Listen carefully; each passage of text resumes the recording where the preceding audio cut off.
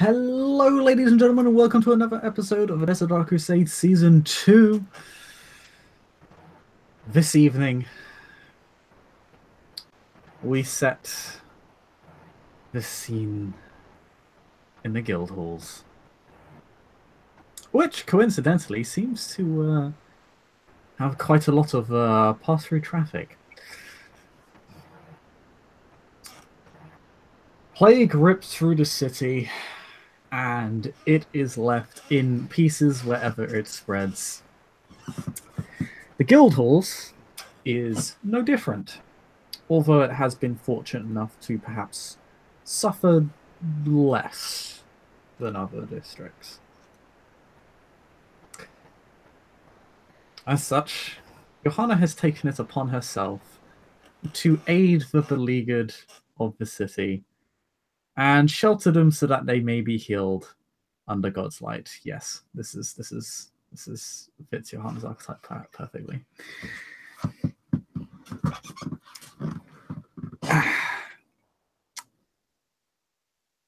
Over the course of these nights, she has not left her haven all that much, simply to feed where it has been absolutely necessary, safeguarding her herd where she must,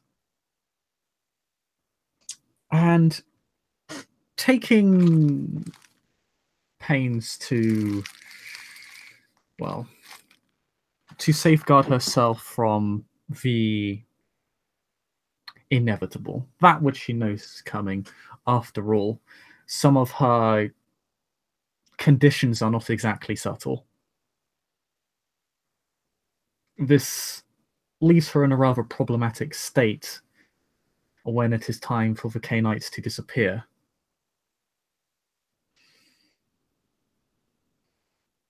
So she decided to try and tide this over, to give an explanation, a theological explanation, shall we say, as to why she suffers the way she does.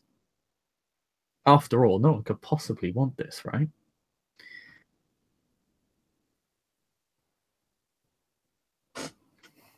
Unfortunately, said explanation wasn't taken particularly well by certain members of the clergy, and word has begun to spread. Margot, what are you doing? Presumably you are somewhere within the guild hall as a toreador, yes? She's probably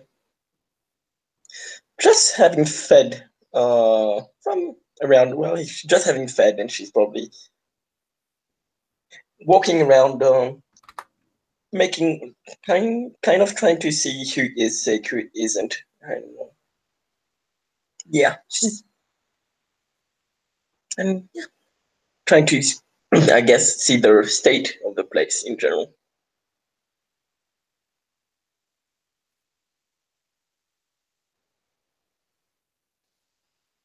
I see. And Iohanna, presumably you're within your haven. What are you doing within your haven?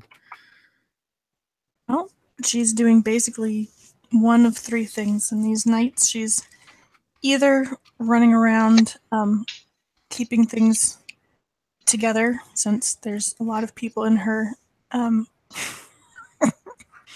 her house that weren't there before, and she has, stuff to protect and people to watch out for. Or she's sitting and weaving with Aldric, or she's sitting in one of the quarantine rooms, the room set aside for contemplation and study and death, holding someone dying. If one of her herd has gotten sick in their ministrations to the rest of the city, that's where she is. You have a great many deal of associates, and one of the unfortunate costs to having so many friends is that you're going to see a lot of them get sick. Mm-hmm. So yes, you are having to care for certain members of your herd and your retinue. Mm-hmm. In that case, she's sitting in a fairly stark room with a single candle burning and someone's head in her lap again, contemplating existence and the disgusting pus that is seeping from various bits of this person. Bummer.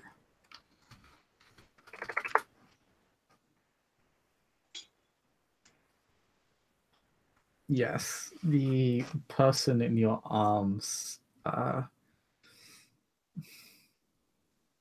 groan, no longer having the energy left to scream or writhe in pain. They probably have a day if they're fortunate. There's just labored breathing. And the occasional cough. They look quite dehydrated.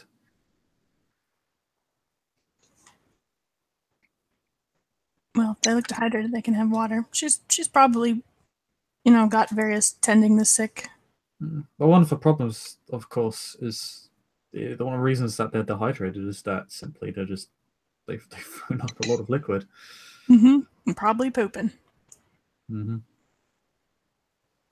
Yep. Not cholera levels of bad, but it's not exactly an ideal situation. Mm-hmm. And it is incredibly tedious. This is the sort of groundwork that people of your road go through, the basic building blocks, the studying the mundane and every little detail of incalculable sample sizes of dying and deceased. And 90% of the time, it results in nothing of value. Of course, as someone with what is your medicine rating?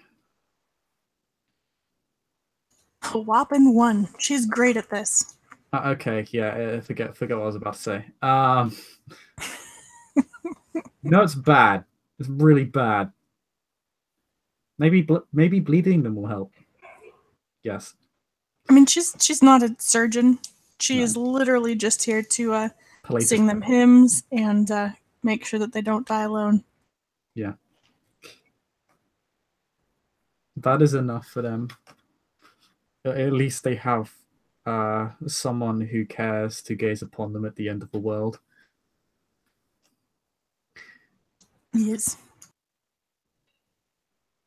Aldric! Sup, fam?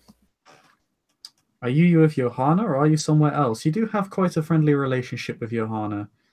You're not exactly an uncommon sight within Toreador domain. And as a Tremere, you are welcome. I'd say that earlier this morning, Aldric would have popped by to check on Johanna's herd. It's like some pretty standard inspections, but afterwards whispering, "You can feed off of that one," and that sort of thing. And afterwards, he would have gone out to do his business in the guild halls, which you know very well from his sheet. And around I don't know, probably around this time he would be headed back. Johannes.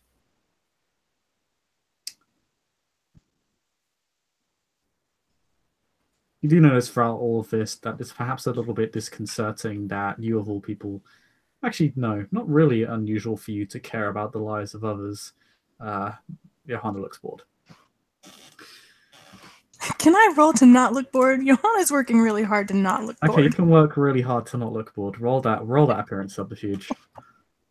She's been doing this for a long time. She's very practiced at not looking bored. And if you want, Aldric, you can roll perception and empathy, but you don't have to. Nah. Okay. 4 successes. Hey, you're very good at not looking bored. Just believe it. Aww. What a nice nun. So nice. With this hideous animate shadow and bleeding hands.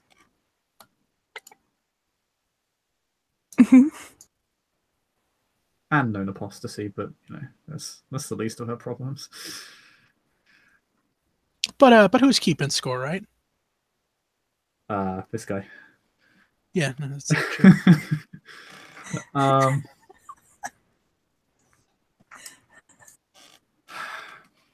as you begin to walk back, and Margot, as a resident of the Torador domain, this is not exactly something you don't see. This is obvious.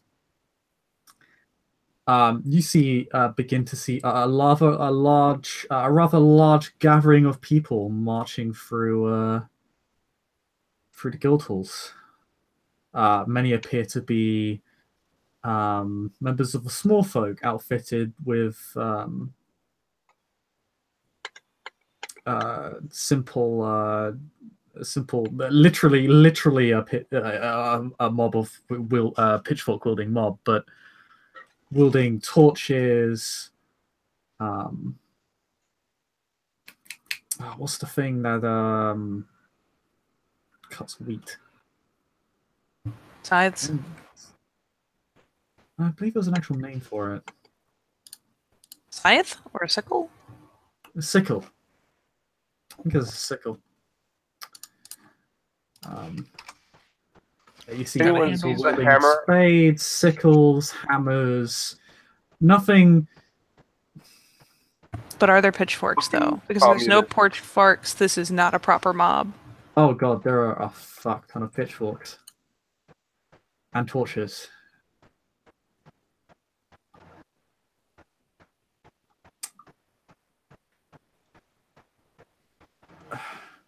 And that is something both of you see.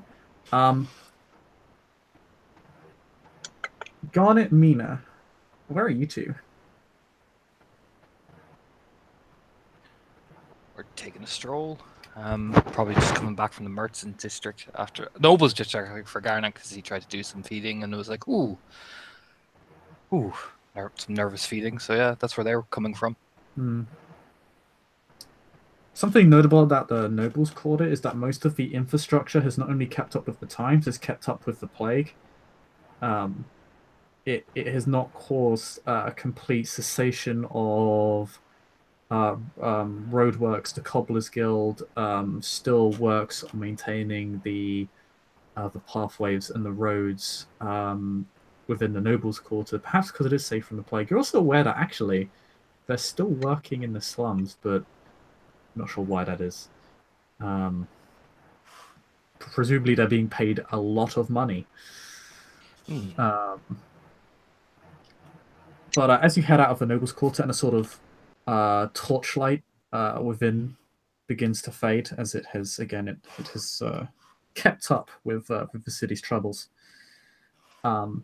It becomes quite clear that there is a very, very large kind of flock of lights, like ambient light, like some sort of ambient light that will come off a bonfire in the guild halls, or in that general direction.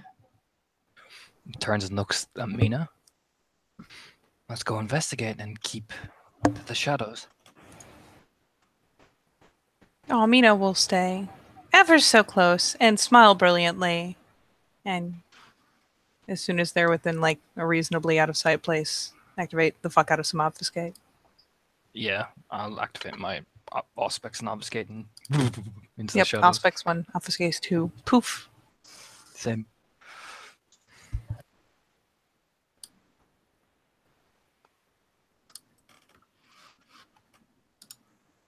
Hakim Al-Shayr, where are you this fine evening? As part of his faith and his dedication to Allah and what he professes to take care of the weary and the downtrodden. So he is basically anyone that needs help who is suffering from the plague. He's trying to alleviate their symptoms by giving, very simple instructions to members of his herd and those who sort of flock in his circles to remember the teachings of Allah and remember that cleanliness is half of the faith. So says Allah. As he starts quoting things, basically scripture. Yeah. And basically just doing that sort of thing. Fair. The more pious and the clergy, the more religious and the clergy among your ranks are more or less in agreement with you. Mm. If still fearful. Of how If they're fearful, he'll simply say, faith untested is meaningless, so take solace in your fear. Confront your faith with fear and trembling. Roll me charisma leadership. I'll say -1 diff because that was a pretty good quote. Okay. Charisma leadership. Where is my dice roller? Found you. Hello. Dice roller free.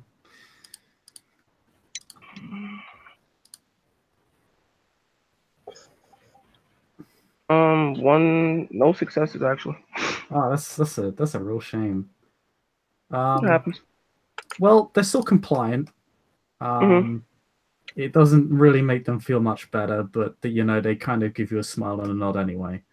They are loyal to you, but yeah, it isn't necessarily instilled in with much confidence, unfortunately. The more some of the less religious, however, among kind of your circle, more or less find an excuse not to.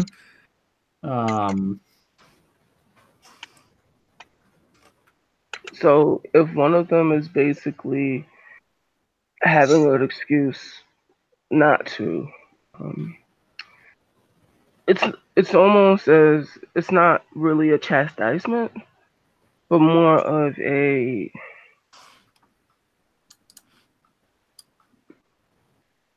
you should I expect better of you. I expect more from you. Is Hakim a member of the clergy? Yeah, according to his backstory. It's what's kept him from losing his mind. Indeed. In which case, those words do hold some weight. They do kind of defer to you. There are still holdouts though. There are actually still quite a few holdouts, just because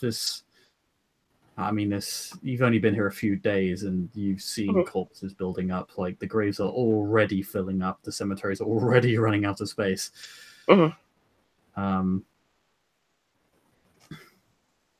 It's quite literally unprecedented in history. It would not be unreasonable to assume this is the end of the world.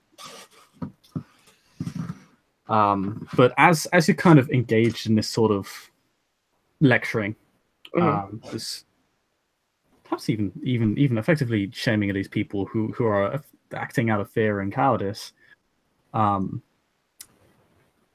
you definitely see a similar sight to what to what Garnet and Mina saw in the Nobles' Quarter. You're closer. Where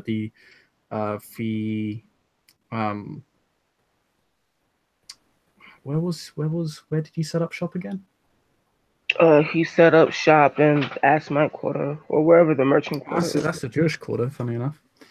Fair enough. Yeah. You're quite close, so you can see this very clearly.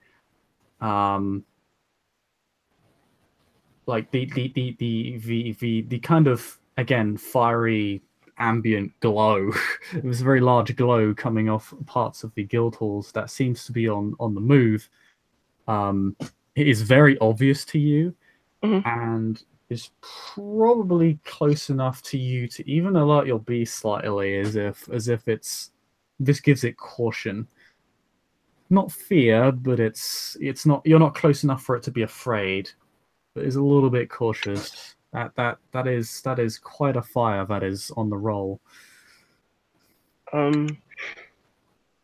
His purpose right now is to make sure his herd is safe, not necessarily to be a hero. So, actually, Actually, would it be Actually, this might weigh on him. If you're like facing like a moral dilemma, would you roll conscience or something like that? What, you're on Road of Kings? Yes, conscience and conviction, I believe it is. Road of Kings is conviction and self-control. Never mind. Don't have to worry about that problem. No. What this what however does perhaps alert you is that a couple members of your herd, however, do seem to notice this as well. Mm. And some of them kind of, particularly perhaps the younger and more brash among your circle, kind of run off to investigate, just very curious. One even seems excited at the prospect of joining.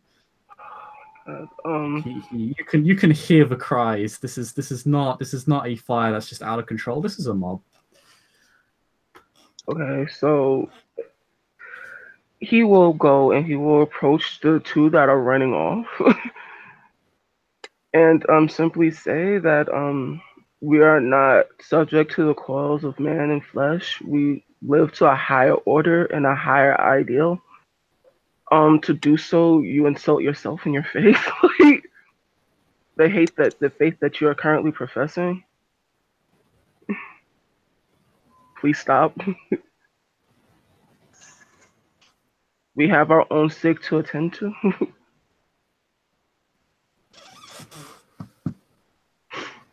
If they take heed, they take heed. They don't, they don't.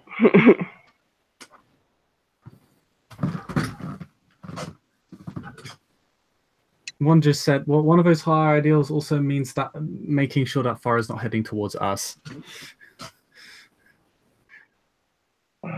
He's a little bit cynical and blunt about it. Your cynicism does you no credit. However, if you're truly concerned, then accompany me.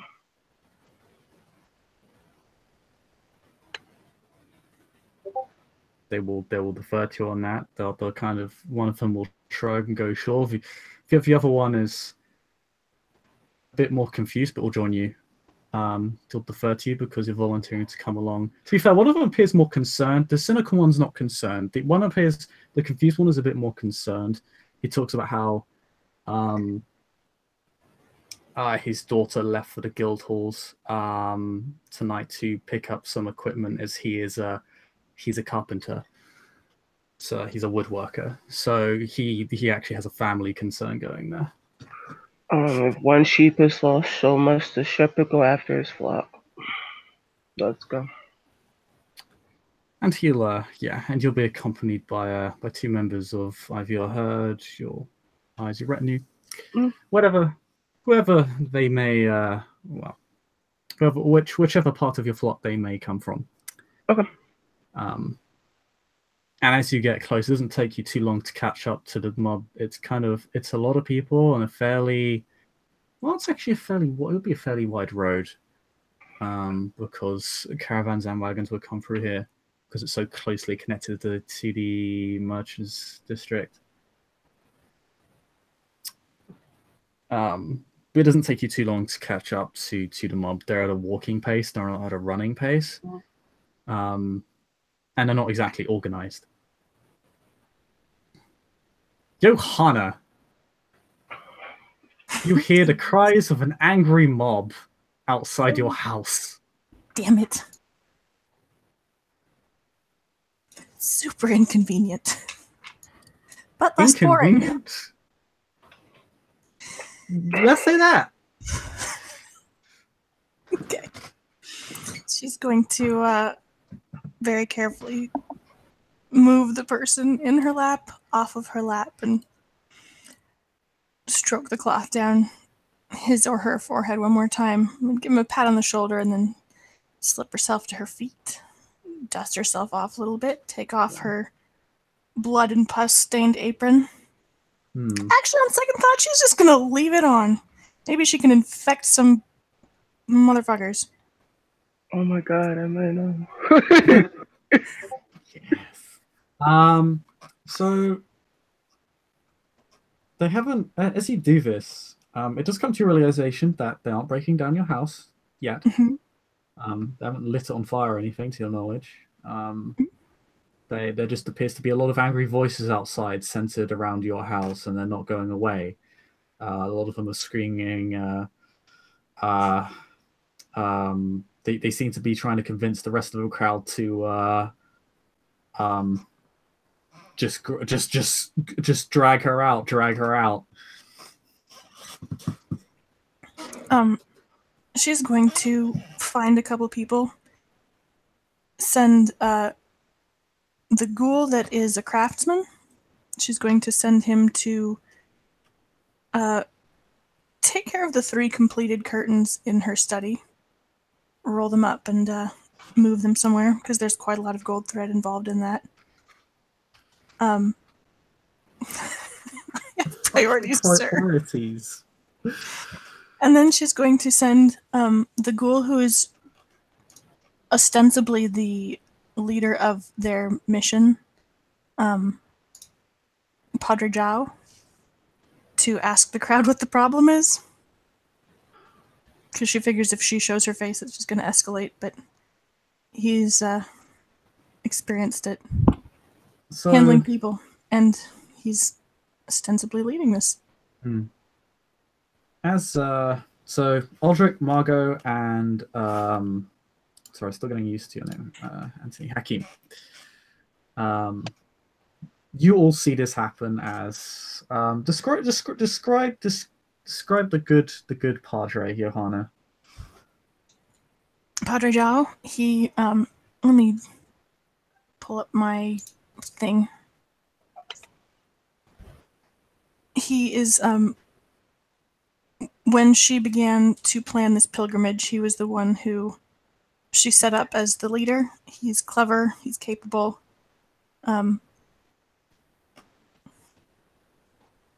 He's in my blue book as Retainer 3 about Iohanna's feelings about him. He's older, kind of used to dealing with artists and craftsmen.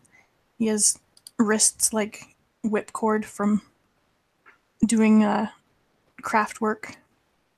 Kind of a little bit grizzled. He's a monk, so he doesn't... Anyway. But a working monk. He's come a long way. Speaks Portuguese. I feel bad for him.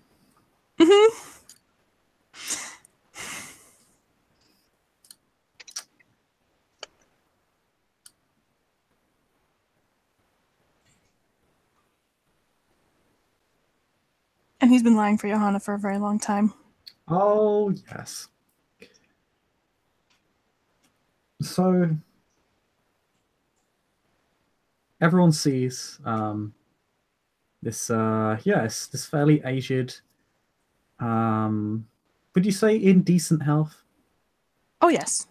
Yeah, a fairly aged man, though in seemingly decent health, not in overwhelmingly good shape, but fit to still walk without a cane. Doesn't seem to be suffering He's not from old. She needs someone who can like do ghoul stuff. This guy drags bodies around for her. Okay, like a middle-aged guy, he can still do it. He's got the kick. Yeah, a guy in his maybe early to mid-40s. Perhaps getting his first spots of grey. Exits this fairly large and rather affluent-looking building. Definitely one of the larger and seemingly wealthier residences within the domain. And would you say Padre is soft-spoken, or would he be kind of angry at this? Definitely soft-spoken. Iohanna's Okay. the way that she has dealt with this over the years is to be apologetic and harmless. So. Yeah.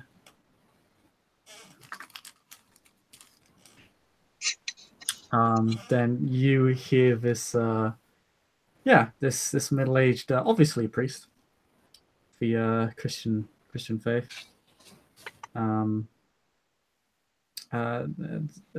simply say, Friends, please. What is the meaning of this? We are housing the sick. You should leave lest you risk this judgment upon yourselves. He seems a little bit pleading. A little bit. Maybe it's because there's a massive torch-wielding mob in front of him.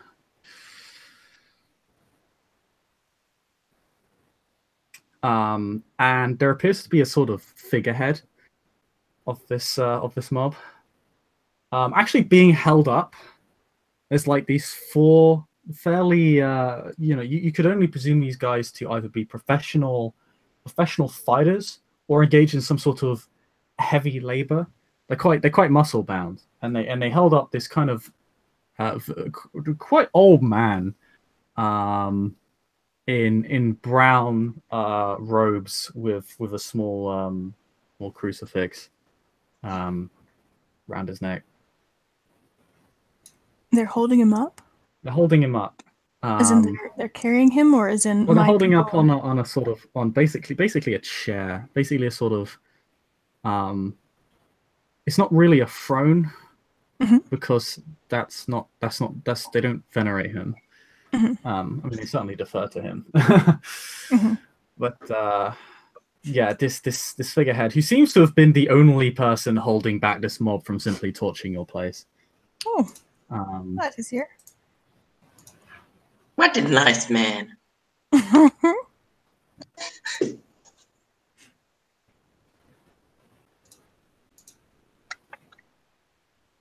We are not here to malaise ourselves with the devil's foul contagion.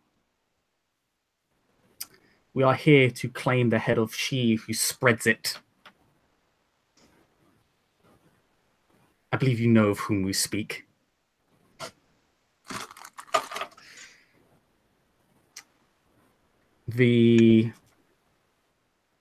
Aldric, you've been to Iohanna's haven? So you definitely know this is her haven, and I mean, you can put two and two together. If grocery bags were a thing, they would be dropped.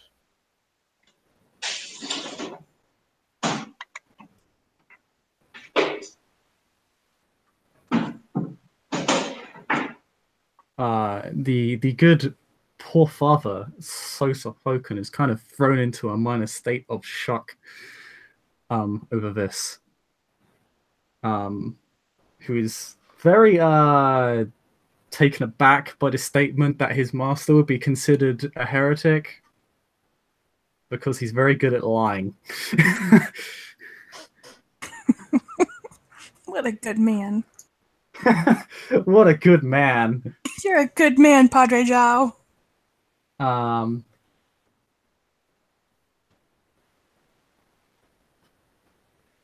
Actually, question, if I may. By the way, you guys can interfere at any time. Garnet and Mina, you are just arriving. May I have an aura perception on the guy that just made the accusation? Yeah, sure. I just want to see what his motivation is currently. His emotional state. That would be that plus that would be this. What is his emotional state, sir?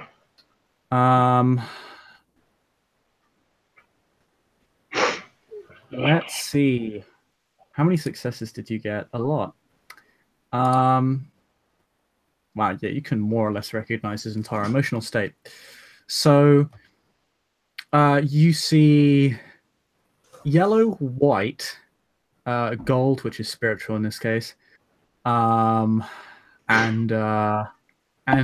black. So idealistic, clear of conscience, spiritualistic, and hateful. Also hints of violet, kind of like kind of small whips, kind of scatter over his aura from time to time. But that's the subtle shifts you can see, like the very minor details. The sort of, I mean, this whole situation probably has, well, you don't know what adrenaline is, but it's got him excited. This is a very tense and excitable situation. Okay. He also is human. All right.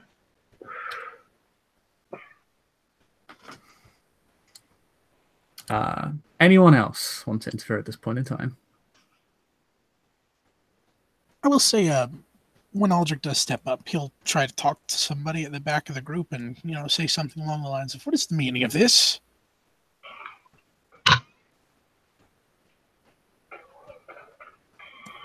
One of the a fairly kind of scrawny looking lad.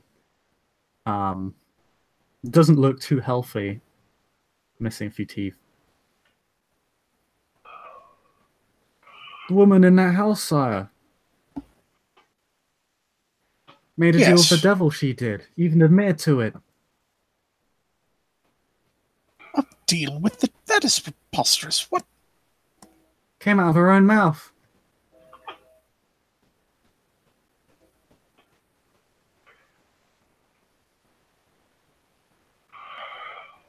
Sent the good fathers and sisters into uproar. And everyone around us dying. Oh, certainly that can't be her cause. We're in a plague. Well, that's what happens when Satanists come to town.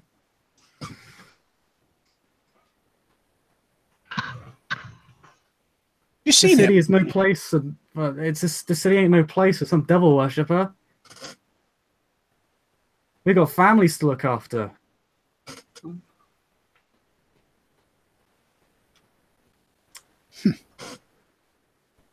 He seems very confused as to why you're not an enthusiastic part of this mob.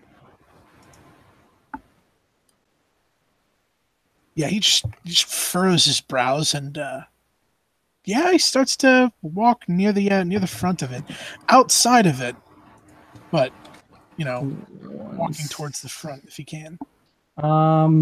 You can walk around them. Walking through them is gonna be kind of a task because everyone's like, it's not like everyone's squished together, but I mean, you've kind of voiced opposition to the issue. Definitely around, not through. I just need to check something. Oh my god. Okay. Someone gets to okay.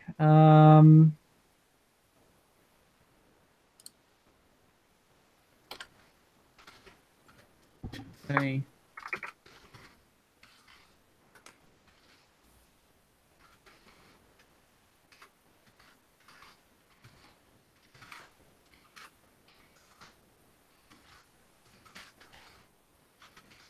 Okay, so things are just about to happen. Oh, by the way,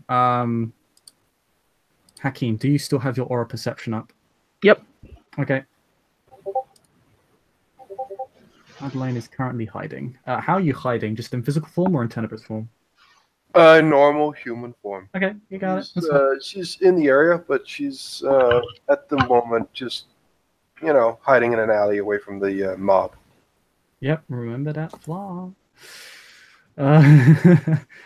Okay. So Hakeem, Yep. you suddenly feel a very sudden shift in this figurehead's aura. Let me just check. You see it turn red and black very quickly. Like it suddenly it suddenly spreads across his whole aura.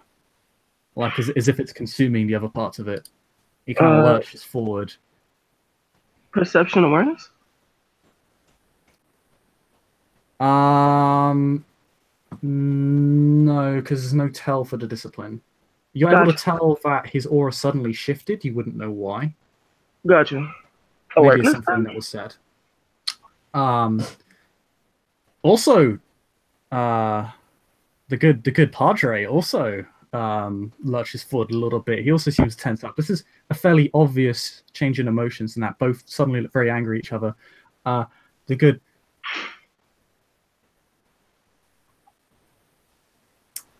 father the good padre kind of lurches forward and angrily says, "You accuse the good sister of heresies. You bring an angry mob to commit murder on the streets. How dare you?" And then the figurehead leader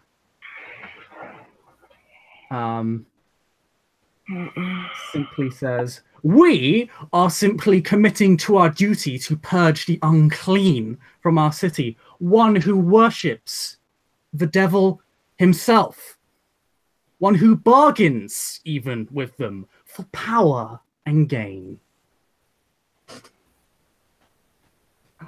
Not through any will working on our part. Through her own mouth, so brazen is she in her own heresy.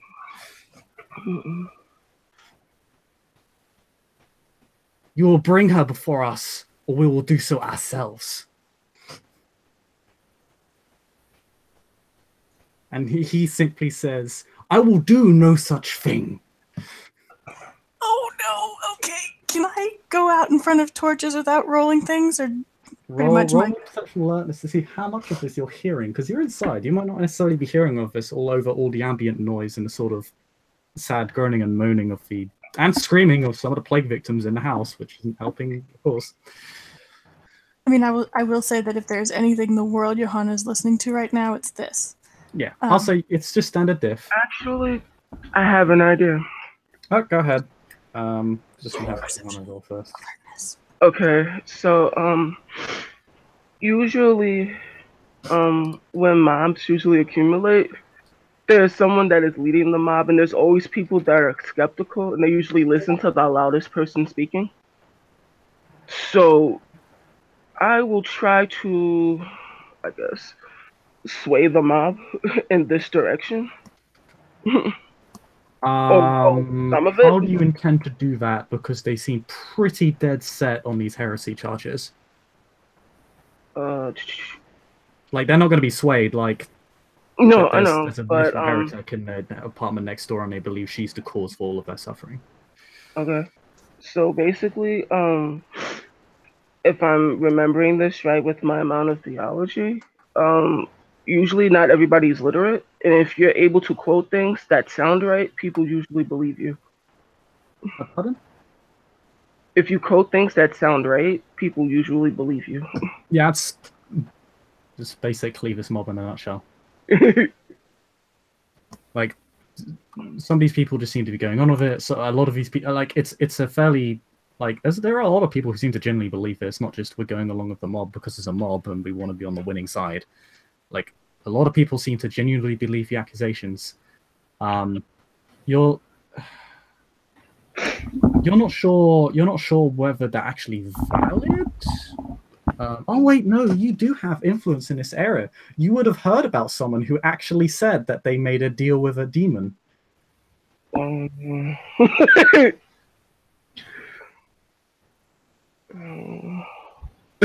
Oh. I mean, May, you can say she didn't say that, but that's basically what happened. Oh no! Basically, what happened? I wanted to help. God damn it! And the rumor spread. Oh god. See, this is the rumor. This is what happens to Toyota when the rumor game doesn't work for them. But you know what? He will say that doesn't your God believe that you shouldn't trust on your own understanding? That you should trust in the Lord with all your heart and lean not on your own understanding?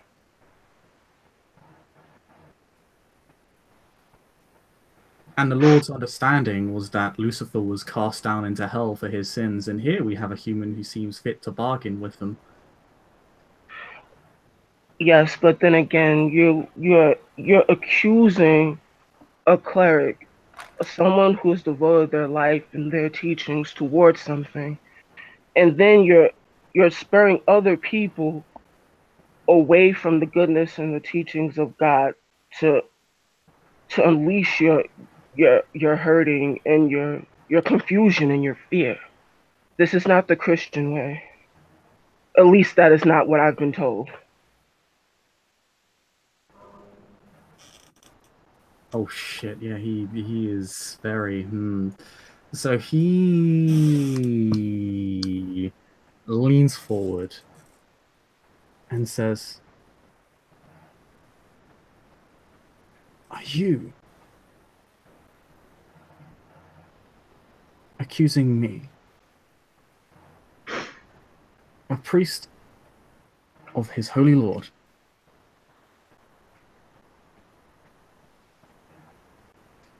an I'm saying honest, honorable father, that he is swaying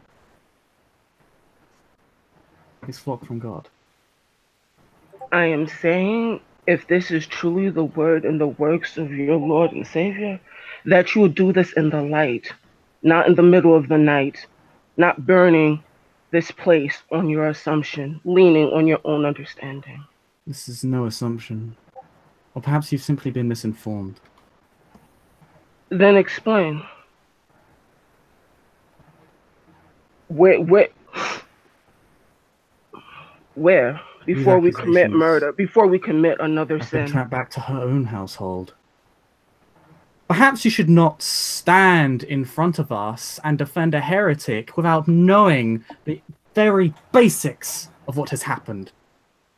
What I'm saying is that I care not for just what you because have to say.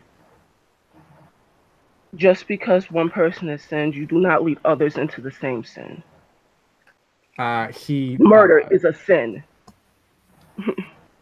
Is it murder? Is it murder, my friends? If it is the murder of a sinful creature that must be cast back down into the fiery pits from which it spawned. The crowd like a roars in hateful approval. child from its room. When a child born of sin is born, thou must break its skull upon the rocks. And those who dare to deceive you, wearing the cloaks, wearing the very clothes of the faith, look at them, look at how they mock you. And they mock God and his great powers and generosity that he has given. Look upon these bastard heretics before you. Set fire to these places, purify them for the glory of God and all that remains of good and powerful people. The crowd roars in approval, and the father simply says, "Drag that woman from her foul lair and have her set alight before us."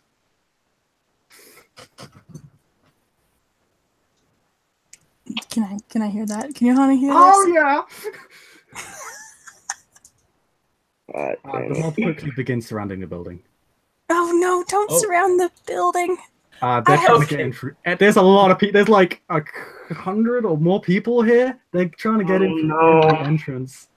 Oh boy. We have Bali. What was that? Oh boy. Okay. This is going to be fun. Yes. What has happened right here, ladies and gentlemen, is the spark of rage.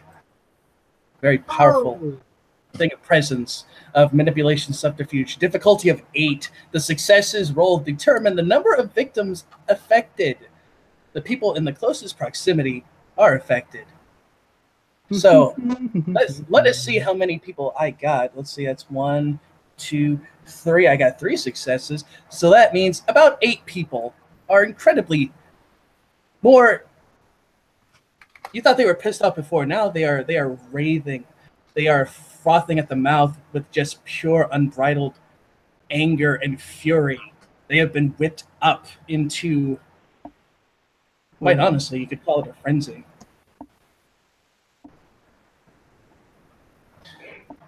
And it is at that moment in time, this figure again, kind of speaking from the back waves, simply shouts it again. Go, my friends, my brothers, go forth. Destroy these heretics so that God will bless Edessa once again and remove this sickness from the earth. Do not allow God to be cast down and Lucifer risen up under a crude false piety. So Johanna is going to come out. Because Okay. the other option. Let's see. 8 people are driven to rage, so I mean, you will be surrounded by the mob regardless. The spark of rage will probably cause the ones triggered by that to head straight towards. They'll probably head towards both Padre and the good Padre and Iohanna.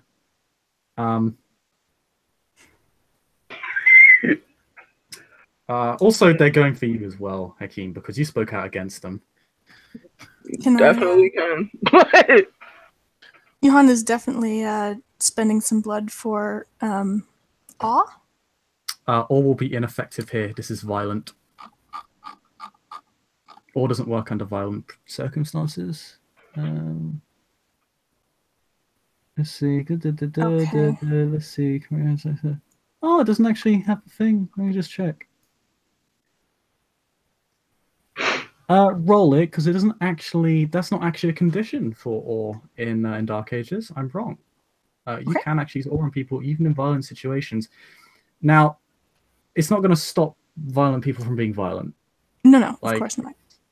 That's majesty. That is the highest. Absolutely. Like, freeze people in their tracks to completely reverse and annihilate someone's emotional state and replace it with another is elder power. This is Awe is more of a social power that gives you an edge in social situations. It gives you a certain impression. So you can appear harmless, but if the people genuinely believe with all their heart for you to be harmful, it won't have much of an impact. You also need at least 5 successes if you want to affect everyone, because there's dozens of people here. 20 people is merely a fraction. And she's also going to spend a point of willpower. Yep. This is, See what happens. Yep.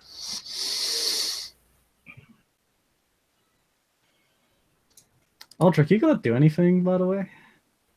Are you interfering? Sorry, I didn't mean to sound rude there. No. Cry? That's legit. You have a power to make a difference, sir. I do? Yeah. Oh, yeah. Oh, that's hilarious that both an Asimite and a Tremere on the same side. How the fuck do I have the power to unfuck this? I mean, I'm just saying you can't, like, set everyone on fire. Oh, yeah, that's a great idea. Automatically Thank you. STU says that everyone has common sense. That's a great idea. I'm not saying it's a good idea. I'm just saying it's doable. It's a possible logical thought process. If I burn everything, there's no problem there. Like, literally killing everyone in the vicinity is a solution to the problem. Of course. It's a solution, but not the common sense solution, good sirs. I mean, you associate with Iohanna. You have no right. What is this? What is this? Straight up flaming. Take some ag. This, my friends, this is a a public fucking execution. Yeah, this is a fucking, alright. Yeah, Johanna's going to come outside while they're shouting and wearing her apron with her hands uncovered and the wounds of Christ bleeding in her palms, which she raises one of them in a probably futile gesture of peace and benediction, and uses the other hand to reach for Padre João and try and pull him away, pull him back. It's a make me strength brawl. I mean, there's so many. I know you'd have to make a strength athletics to just reach him because To there's fight a through lot the of people crowd? here. There's a lot of people around, and it's going to be like I'm going to say diff 9 minimum because it is. This is bad. Like a lot of people are like grabbing at you. They're trying to wound you. If there's people they're trying to drag between you her away. and them, can she go out on an upper balcony instead? Because there's 2 people she wants to address in this crowd, and You can go up on your you can go to the roof of your building, go up on the balcony, that'd be fine. Because they can't reach the roof, they don't have ladders. So okay? you would have ample time to speak. Okay. So she will do that then, and raise her hands, and call down. I'm here. I've come forth. And I am no worshipper of Satan. Surrender yourself, and God, may yet forgive you. Is this the guy in the chair? Yeah, he propped up. People seem to like him. Seems to be like you would guess that he is a local pastor. Mm-hmm. Not when she's met before. You've seen him in passing. You haven't really talked much. He always seemed a bit. He was a bit of a zealot. He wasn't necessarily the firebrand and pitchforks that he is now. But he was always a bit, a much harsher gentleman than the other more soft-spoken people like your ghoul have met. There are a fair amount of these people inside the church within Odessa. They're not exactly a minority. Mm-hmm. You've felt she's that going people to like him before, but you haven't talked to this specific person before. Slightly confused. Was there a combat resolving because people are trying to come after me, or did it all take place? So I'm actually going to, for the first time ever, get up mass combat rules. Where is the Tome of Secrets? I do love you. Right, so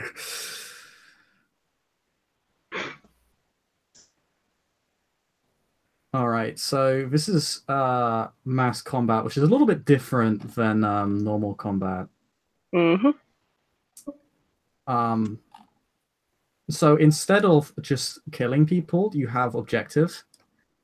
Frankly, your objectives are literally to flee the scene and not die.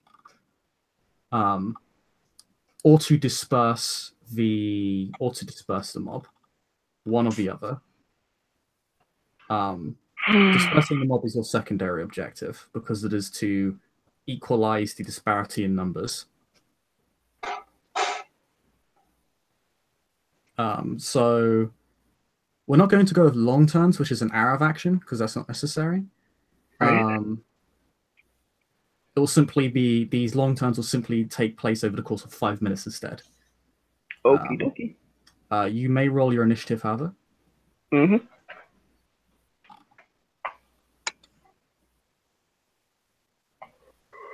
everyone roll your initiative. MA as well, just in case. Impression Holy.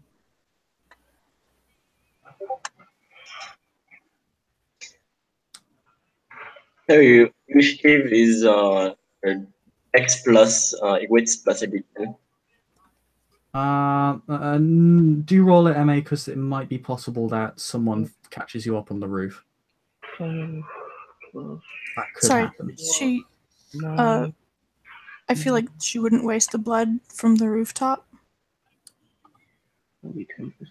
But the ore roll? I mean, the ore affects basically people within a radius of you, or people within eyesight, so it would still affect them if they can see you and you're up on the roof. But it was more of a to change the people around her, like the people closing in on her, to cast doubt in them. Okay. As opposed to like from the rooftop, it's a distinct like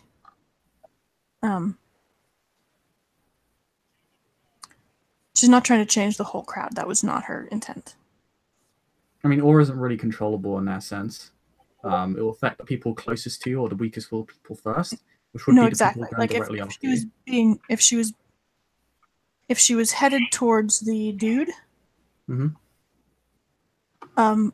he was one of the ones she wanted to affect, right? Like he He was the has one a she was trying to right, but you explained that she can't get close to him, so no. she wouldn't just try to turn the crowd with it. No, it affects weak or affects the lowest willpower people first. Mhm.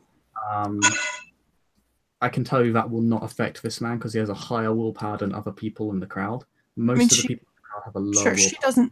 she doesn't know that. What I'm saying is I misunderstood the situation, so this isn't where she would use it. Okay. I mean, I realize that it'll probably be wasted later, and it's not a great success anyway. But she wouldn't just go up on the roof and spend the blood, especially since it's at a premium right now. Okay. I'm rolling initiative. So if any of you have potency and want to apply it, it doesn't add automatic successes to damage. It simply adds automatic successes to brawl and melee attacks. But yeah, can everyone put their initiative? Right. So 20, 17, 16. Oh yeah, this whole time Margot's been watching.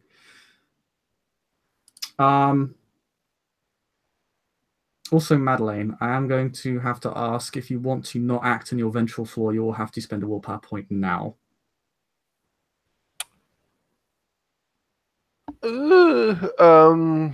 I will spend a willpower point. Okay. Because, the situation has escalated to such a point you've been watching this whole time that this is it. This is like the worst case scenario that you hate and fear. Yeah, Madeline, don't die. A certain couple of people want you to, I prefer if nobody died. Trust me. That would be the best. Hopefully, I have taken enough ag damage tonight in my other scene, so it won't be a thing. I gotta get 12. I will just roll initiative just for the sake of it. Okay, I will list it. Ooh. Hi. 17 for Nelson. 16.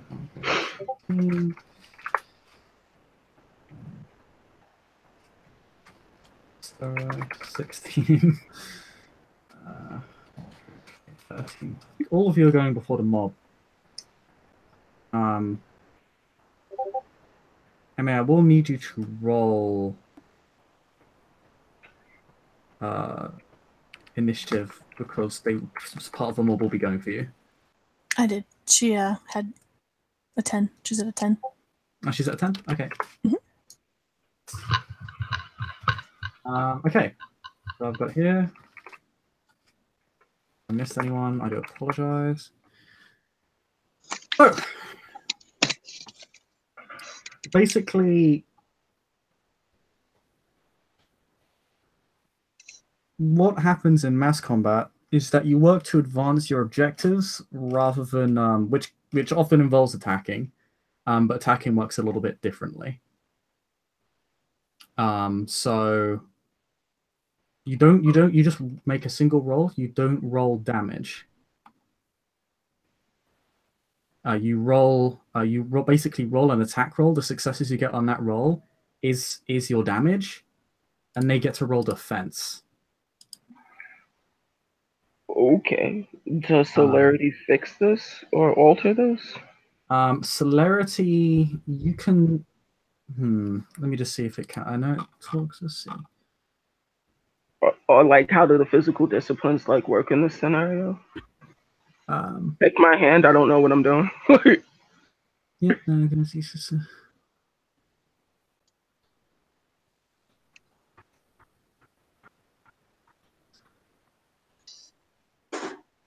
Oh, you also add the weapon's strength to the attack dice pool.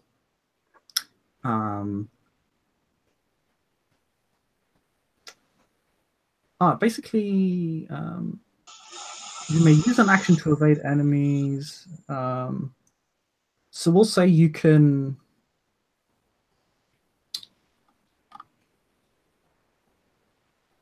Yeah, we'll say you can use celerity as an extra action, basically, as the same as you would do here, but it kind of represents it in a more drawn out way. Okay. You kind of rushing across the mob and basically trying to prevent more people from attacking each other from separate sides all at the same time. Naturally, using a physical discipline is going to be a breach of the science one way or the other, but to be honest, it's kind of chaos at this point anyway. It's not exactly the main focus of this mob. You might be able to get away with it, and even if you don't, does it really matter? It's the 6th edition. Well, you could say that if you're a high clan, I'll just put that out there.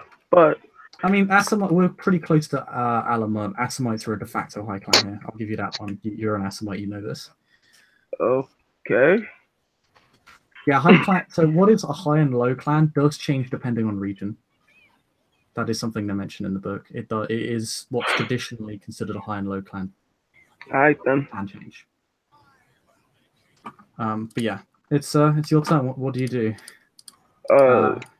Not activating any disciplines because no, and don't want to be called a devil or witch. So I will attempt to, I guess, stop people from attacking each other.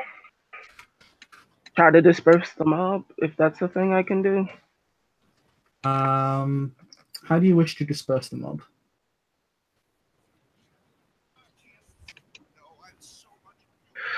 I guess try and pull people off of each other. Okay.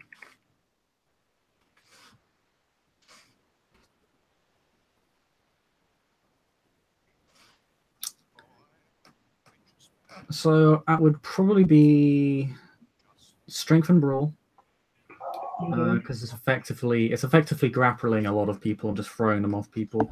Each success affects one mortal, basically, is how the rule system works.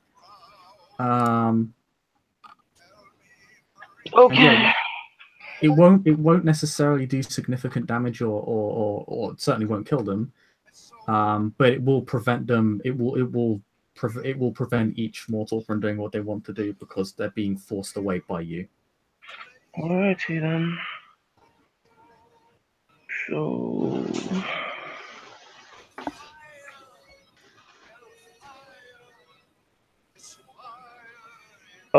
3 successes.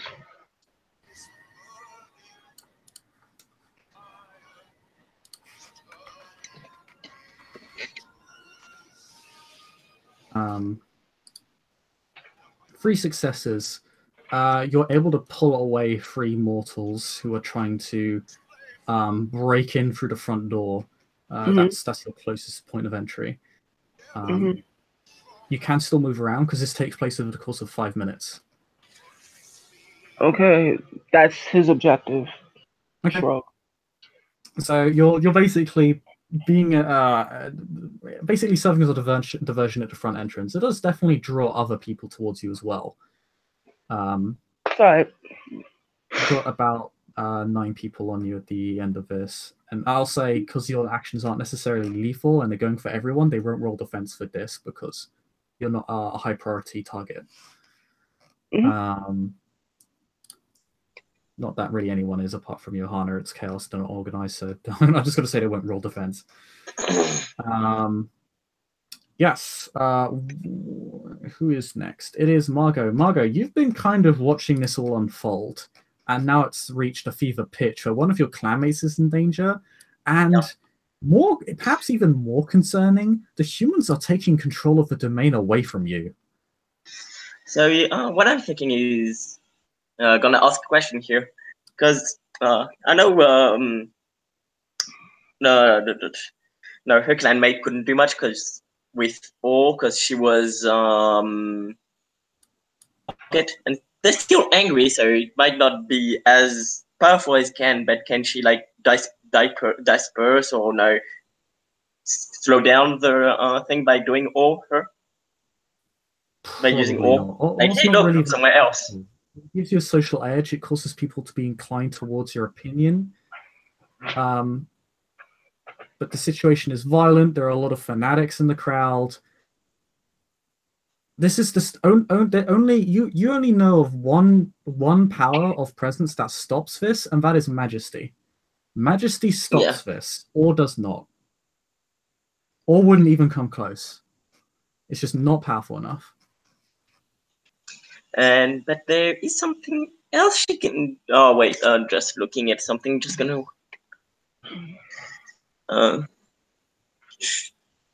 You do have other disciplines you can spend for celerity. You can also use celerity to move around the battlefield at a very high pace, which can increase the possibilities for what you can do. Of course, that is a breach, but again, chaos.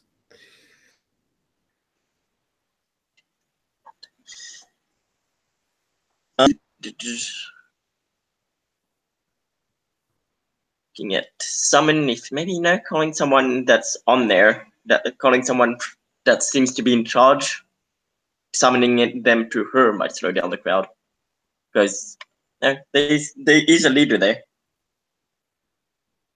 There is a leader there, yes. What do you intend to do to him? So, does summon work on someone? Would summon work on them? You have to have the conversation with that person. Sorry, what are you trying to do to them? No, I was asking if summon work. You haven't met them. Wouldn't work. You need to have met someone to use summon on them. And keep in mind, this guy's being held up by like other people, so you could summon him and he would get off, but like the other people would try and restrain him. And to pull people off would be a it's going to be like 2 dice for her. Yeah, I mean, if you want to pull them down physically, you're going to have to attack them. You're going to have to pull them down. That'll be a physical attack. It would be a strength roll. That would definitely be a strength roll because it's basically a grapple/throw. You have enough celerity to reach them. Like, you cover a lot of ground with your celerity. But she's basically useless at doing that.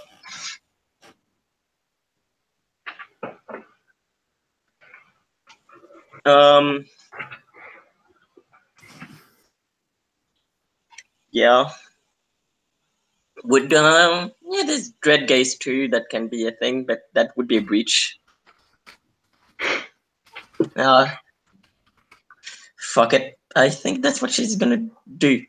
Let me look at what I use for dread gaze.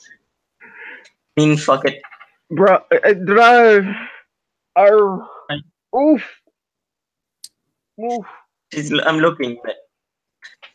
So what's she doing? What's she doing? No. Don't do it, Nelson. It's not worth it. She's not getting out of this alive anyway. Just let it. Do it. Do it. Look at all this common sense in play. Isn't this just lovely?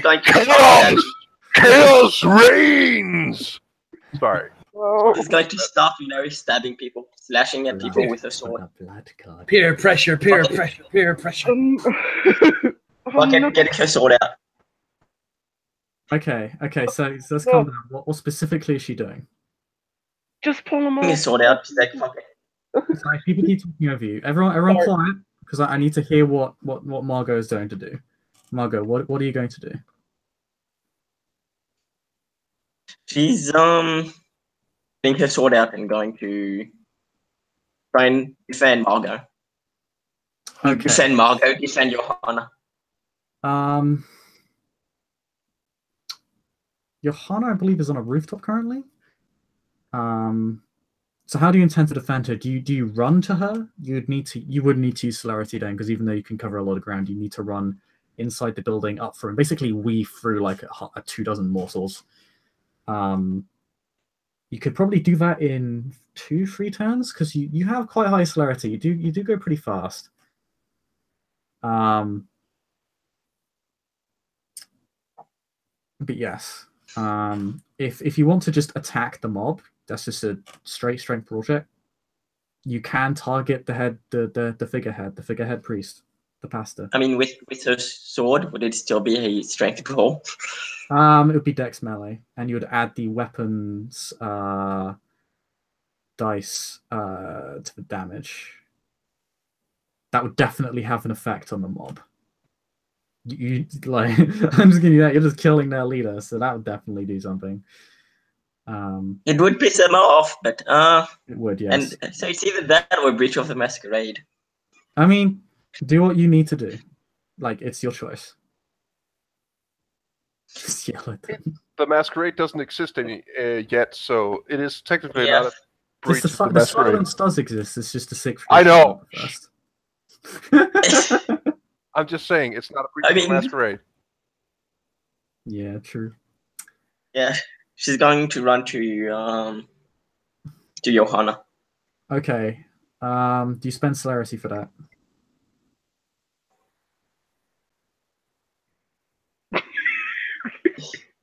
Fuck it.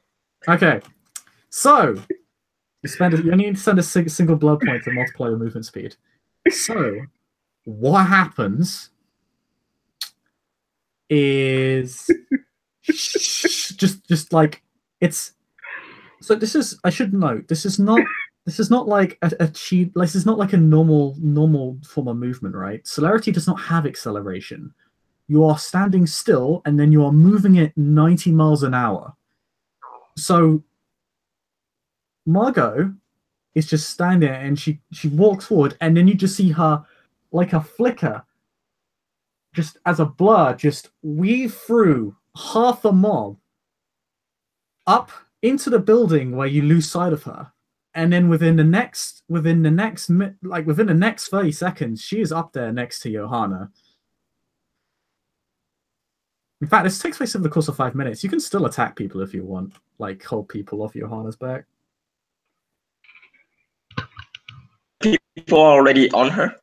Yeah, movement is pretty vast because it takes place over the course of 5 minutes. So no one is on the roof yet. Okay, yeah, you get to Iohanna easily then. Iohanna is still in the Haven. Just so I'm absolutely clear on where Iohanna is, because her location has been changing. No, she's just up on the roof.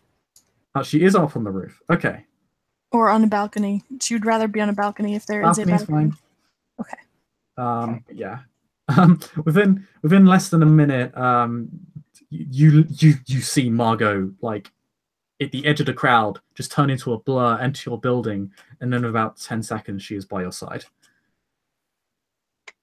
As the blur just stops in the most jarring fashion within your line of view, just behind the balcony.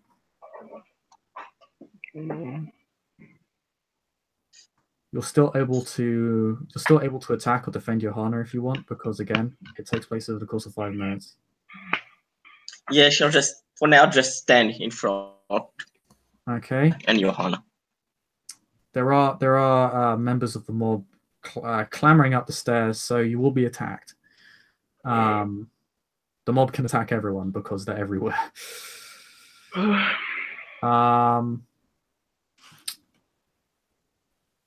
Yeah, there are people in your house. Most of them are infected with plague. Not all of them. They don't really seem to be dealing with those guys, though.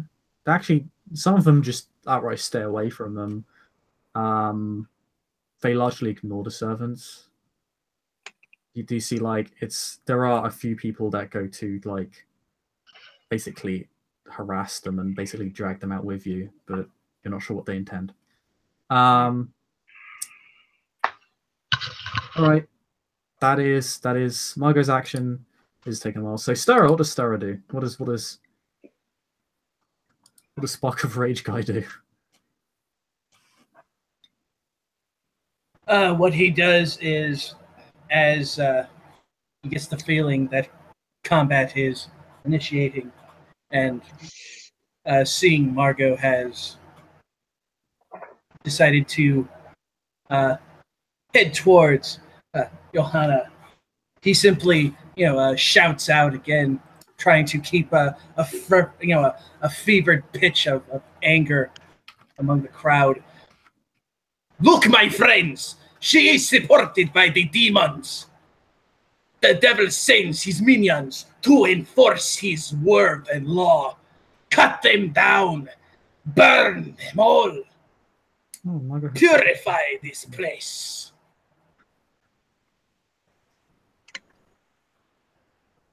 If you like, I can roll for that. No problem. Yeah, you can if you want to basically. I believe you can actually make. Let me just double check. But this is something I did do in the old game. Systems and drama.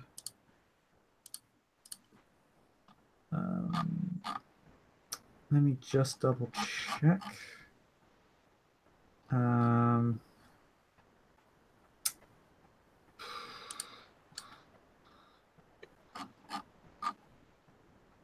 This is terrible. God damn it. Combat times, combat maneuvers.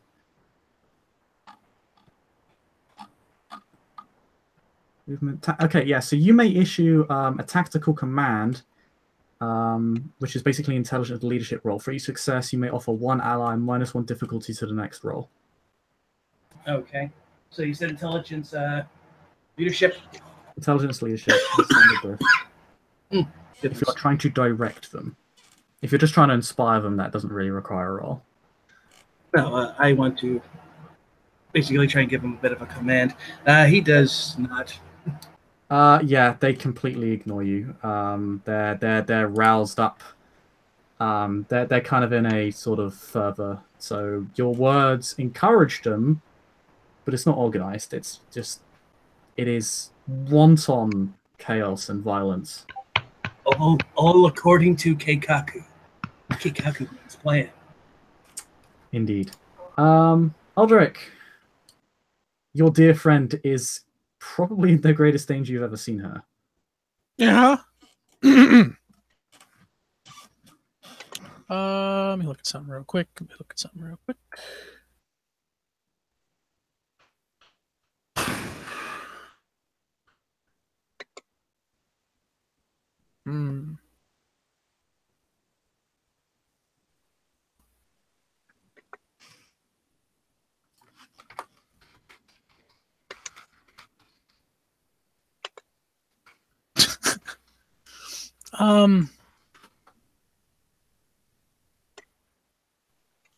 Yeah.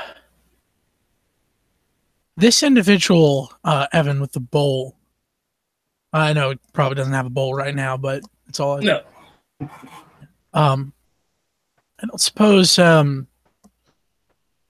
This individual has loose pockets or dangly bits from their clothes that they wouldn't necessarily feel if something went missing.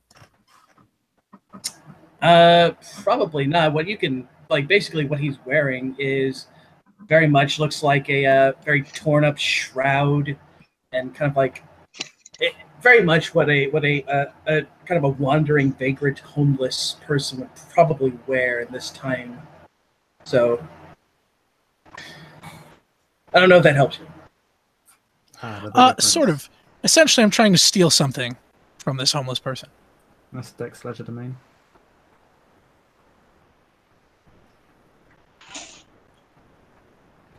Yeah, I believe that would be that. Alrighty. Certain characters have done that so many times at this point that I know of by heart. I'm just gonna give it a shot. Why the fuck not?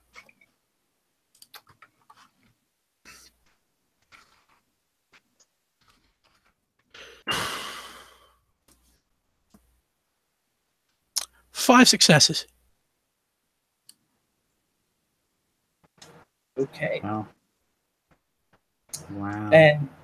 And essentially, that is you're taking something out of his clothing.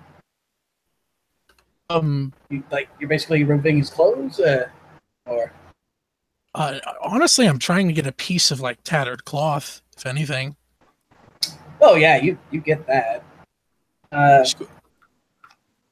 You get that fairly easily, with much of the tatteredness of his clothing. You rip off a nice good chunk.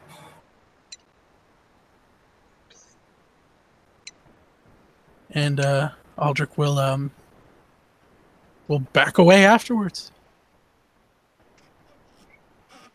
He will pocket the cloth and sort of stand back and watch. Okay. So he To be clear, sorry. To be clear, nobody's coming after him, correct? He didn't really speak to anyone but one dude in the back. Yeah, he hasn't. You haven't spoken out enough, and you didn't really attract the mob's attention. So they don't even realize you're there. You're just kind of. You could really just melt into the mob if you wanted. Excellent. That's all right. Mob's done. They're gonna hit everyone. So they're gonna add. Let's see. They have strength +1 weapons. Largely. So they get would be that. Okay, they actually get 30, not terrible dice roll. Okay, so Iohanna is being protected by Margot, so Iohanna won't actually be attacked. So I'll hit you, Margot. Please soak me 3 damage. This is lethal.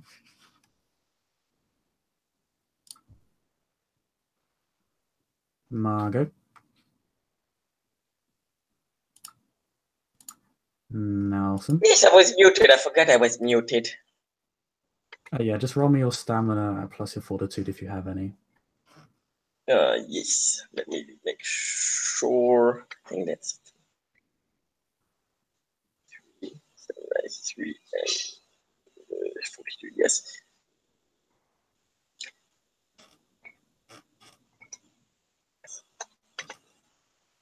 Yeah.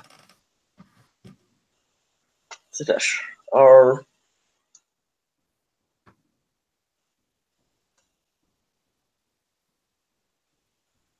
Okay, you take 3 lethal as about four or 5 peasants basically just begin beating you in with shovels and sickles.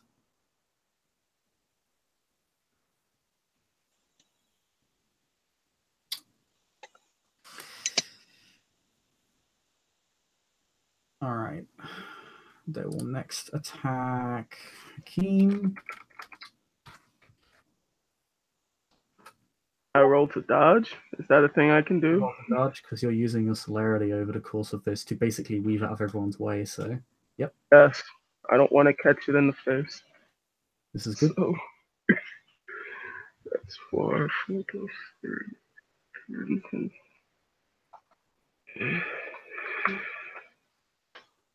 Fuck you. You hit air. Yeah, I mean, 13 dice? Holy fuck. Gosh. Well, you add your celerity dice to your This is true. It doesn't actually. Yeah, you can do that over the course of 5 minutes, and it doesn't actually veto that in long turns. So yeah, you can actually do that. Yeah, they come nowhere near close to hitting you. You make them look like jokes. In fact, you have so many successes. I'm going to say you can get -2 diff on your next attack roll because they're fucking falling over each other. Gotcha.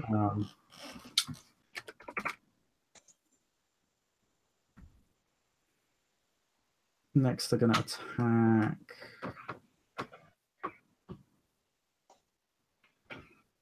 What else are they going to say? They can't actually attack anyone. I don't think they're going to attack anyone else. They can't attack Iohanna because Margot's basically trying to cut them all down. Oh no. So yeah, this is gorgeous. I love my first scene. It's your first fucking scene, and it's like this shithole. It's amazing. Iohanna, it's your turn. Oh wait, no. I forgot to put Madeleine on the thing. Yeah, Madeleine. I completely skipped Madeleine. Madeleine, what are you doing? Sorry. Oh, well, she hasn't been doing much of anything. She's away from, well, somewhat away. Is there a way for her to get on a side of the building that is not in view of the mob? Building surrounded. Building surrounded. All right. Okay.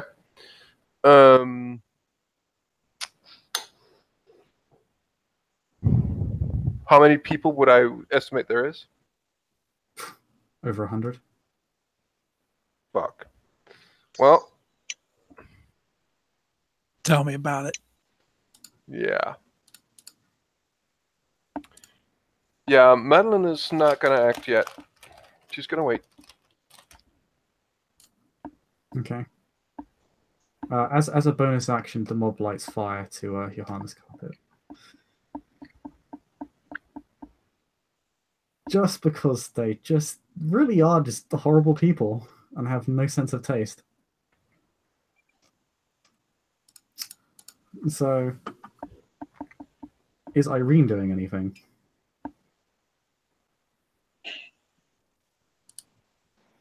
What, me? I don't even know where I am at this point, so. You're kind of away from the mob. You're pretty far away from it. This turn takes Okay. place over the course of 5 minutes, so you could reach it and do something if you wanted, or you could watch. Also, have you hunted? I'm sorry. Was there a part of the building that's set on fire now? No. Someone just set fire to the carpet, dropped a torch.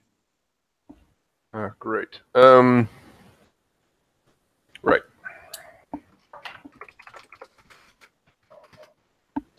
I mean, there is really not a whole lot Irene can do at this point.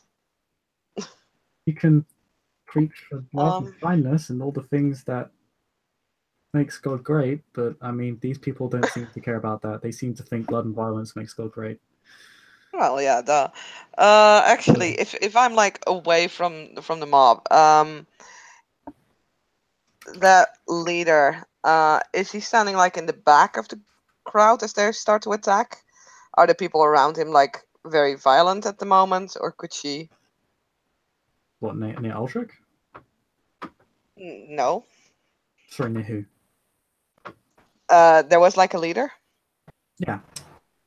I think she means. Do you mean the guy who they were like? I figured that they're holding up. Yeah. Holding up on his like little. Oh, they're holding up someone. Interesting. Yeah.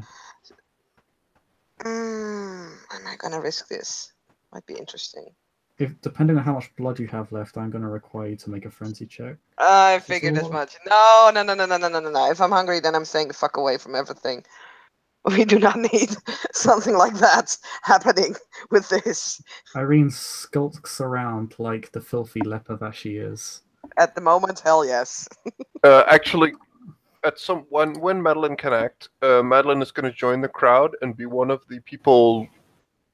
She's in her normal dress, so she will just join the mob and seem to be one of the people who want to get this person. Sure, that's pretty easy. That was kind of my idea as well, but we still haven't got the hunting issue resolved. So if you just check your Facebook, fucking hell. Hakeem, you get to do a thing again because we go back to the top of initiative. Try to. Wait, I don't get a turn. Oh, Johanna gets a turn. Yeah. Sorry, I'm being bad. Johanna gets a 5-minute speech. Can I? Can I make a 5-minute speech? I mean, yeah, this takes over the course of 5 minutes. Like, Margot is currently risking life and limb trying to cut people down so that you can fucking talk or run or do anything. I mean, By the way, you realize she is wounded. She's getting her ass beaten with lethal weapons. Yeah, at least half of Johanna's 5-minute speech would be, "Oh my God, Margot, run!" Why would you prevent such a needless death? It's so pretty, though. And it's also breach of the silence, because if either of us get ashed up here, we get ashed up here. Well, no, you just be in torpor and resemble a corpse. Oh, really? Yeah, lethal damage does not ash you. Aggravated damage ashes you. Lethal damage Oh! You just get knocked into torpor, which is that changes a problem, but... Okay, well that's definitely not a nice experience, but there are worse things that can happen. Like, if you get knocked to incap, it's basically the same thing, except you can heal yourself. Because Johanna would really like to make a 5-minute speech imploring people to listen to the word of God using both of her dots of theology and her dot of performance. What's the word? Okay. Like, this is. I will allow you to roll that. I will have a say. Rolls can only do so much, right? Like, yeah, absolutely. Can't revolutionize people's thinking in This is not King Harry V. But what if she gets all tense? She can make the speech. Like, I'm not saying it's not a speech, What if she but gets it the won't have an whole- impact on how they're going to act towards you. It's just, it'll be a really fucking good speech that people will remember. All the more reason to do it, right? Exactly. You're not dissuading me. I really wish Okay. it was. Abraham looks to Roy Cephas while they're both stabbing Iohanna and says, "That was pretty good." Yeah. So, is this charisma performance?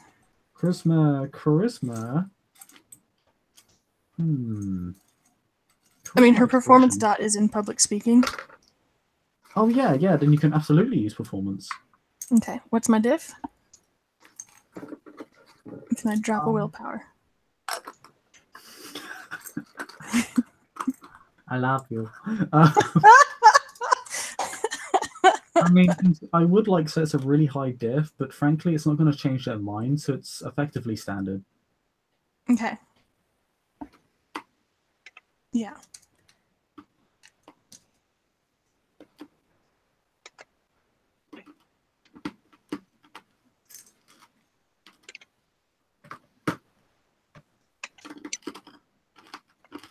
So she has 6 successes. To preach peace and tolerance, and I would never worship a demon. Well, we certainly agree about peace. They disagree about the demon part. Mm-hmm. Speaking of which, That's okay. over the course of the next 5 minutes, you do hear a voice in your head. I'm going to send you a PM.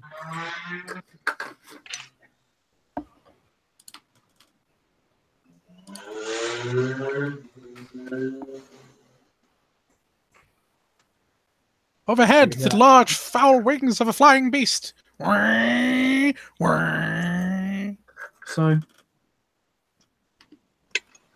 you hear that.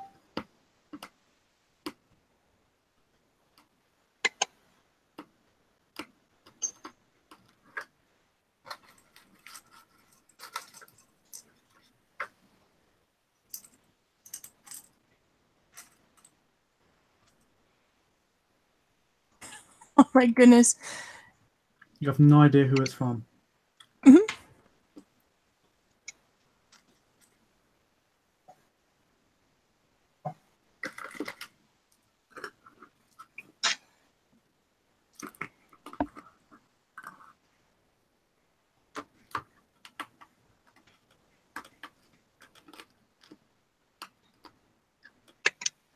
So yeah, Johanna's given a great fucking speech. Man, it really is. 6 successes. Yeah. Mr. Finch, who's currently Yep. beating in Margot, is like, no, that's pretty good. Johanna be like, I have a dream. Everyone's like, so do we. It involves your death. But you know, it's nice to dream, right? You inspire some last moments of tolerance.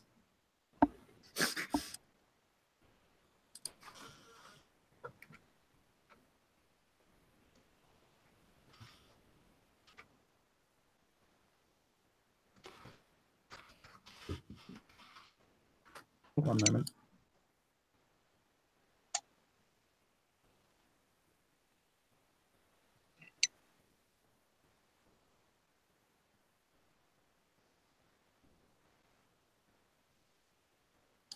Okay. See, I don't know how you react to that, Johanna, but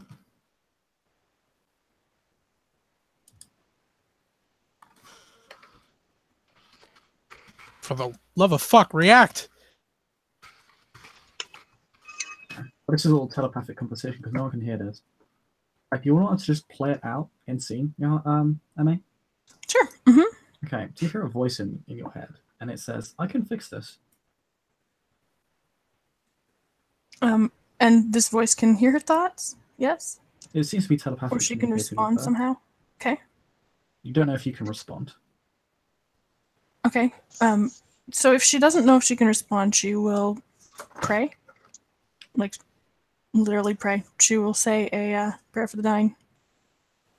She doesn't. She has no idea who this is, or whether they can hear her. But if it's God, presumably God can hear a prayer. What is she asking in this prayer for the dying?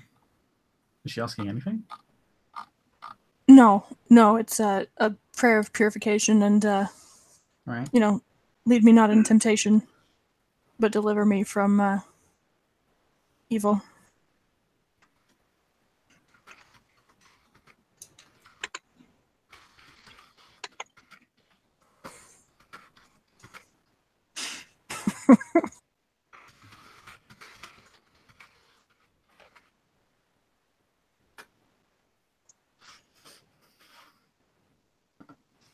Here you go.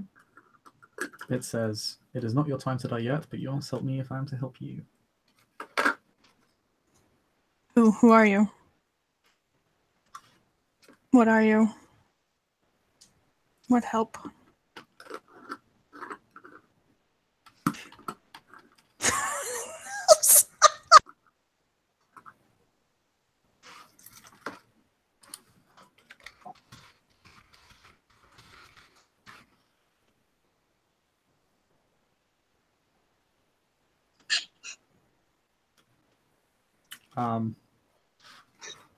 It simply says,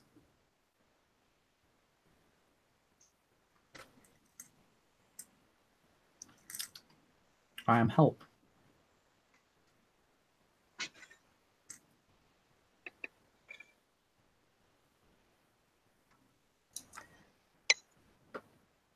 Okay, she's going to repeat, "Deliver me from evil." But it's a prayer. She's saying a prayer. Okay. It'll just Iohanna say, thinks that she's Jesus' favorite, so. "All right."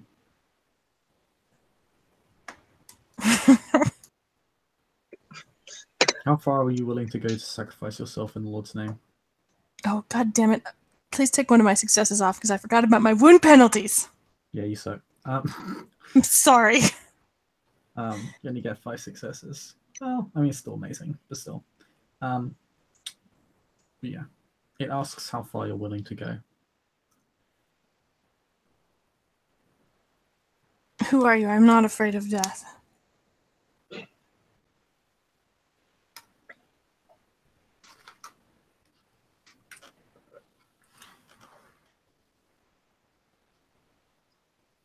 I don't have a name. Names are hard things.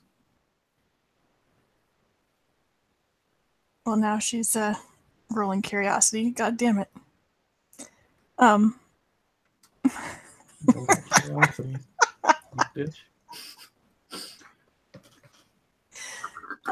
You roll that shit and you fail, because everyone fails the curiosity. Mm-hmm.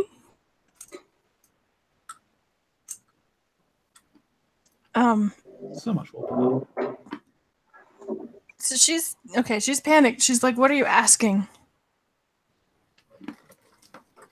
My soul is damned. My house is on fire.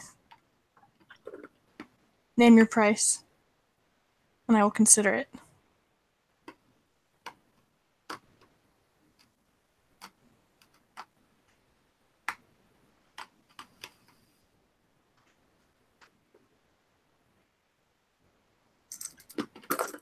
Oh.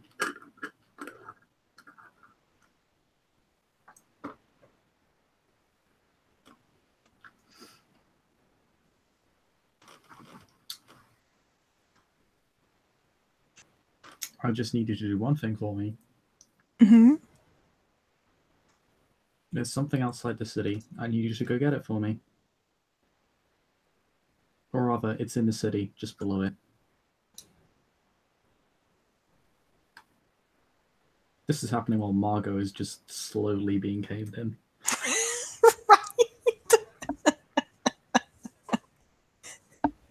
I mean, she's putting up a good fight. Like she's using a celerity. Like she's cutting people down. You don't die, Margot. Fuck.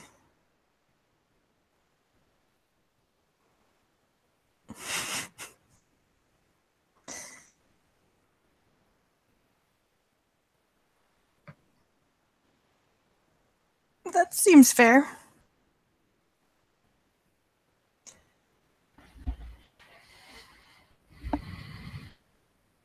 She'll say, I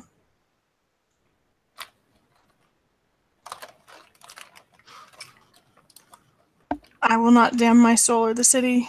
I mean, who would want either of those things? Mm-hmm. Pretty much. So she says, I will not damn my soul or the city. So be prepared, I will betray you if you seek to do either of those things.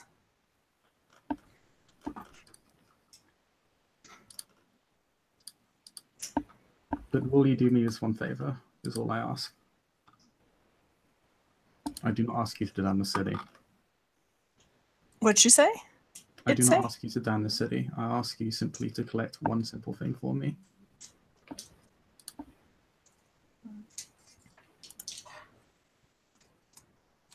She says again, I will betray you if you ask for damnation. I'm not asking But I will be for your errand damnation. girl. I'll be your errand girl. We are agreed?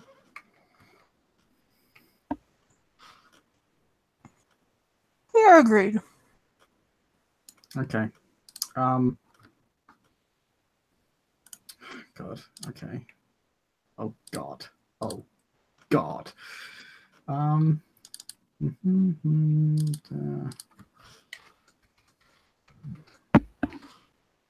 right. So, Margot, your floor is now 2 points, not 1. My what? I'll talk to you about it later. Okay. However, in light of this, Iohanna, you feel a certain tightening around your chest. Did he say, I will not damn the city, like specifically? He says he's not looking... And didn't mention Johanna's soul? She, it. Nope. He said he's not, he's like... He says, I'm not... He said, no, he specifically said, actually, I'm not asking you to damn the city. Okay, sorry. That's, those things. I'm sorry, say that again? He never... so what specifically was stated as who would want either of those things, and then his second did he say statement that was, in character? Yeah, that was what you said. That was what he said. Okay, sorry, I thought that was an out of character side, but go ahead. You feel something tightening around your chest. It kind of passes as quickly as it starts. Like it's just a weird sensation. And the figurehead bursts into flames. Can I gain a willpower point for that? Johanna's having fun now.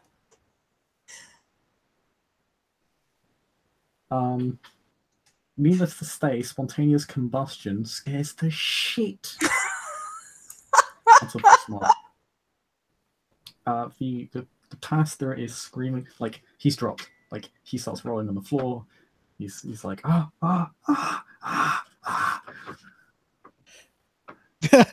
After that magnificent speech, this happens. So it's just like Satan has led you all astray. And he's on fire. He's not dying quickly. He's dying painfully and slowly. This doesn't deter the mob completely, however. It does cause a lot of people, particularly if people haven't gotten into the building yet, to scatter. But we're going to end combat here. Because what happens next, over the course of the next 5 minutes, because people start fleeing the scene, there's finally a kind of a crack in this mob's intentions. Like, people didn't sign up to be set on fire. Speaking of which, I should roll a dice to see if your building is on fire. It is. In which case, there is rampant fighting. Anyone still within the area However, damn it, one sec. Hellfire! Sorry. No, they begin to see a very familiar face. Just walking up to the haven. I'll have a roll some dice. Margot, can you roll me Dex Melee real quick? Can you roll it 3 times?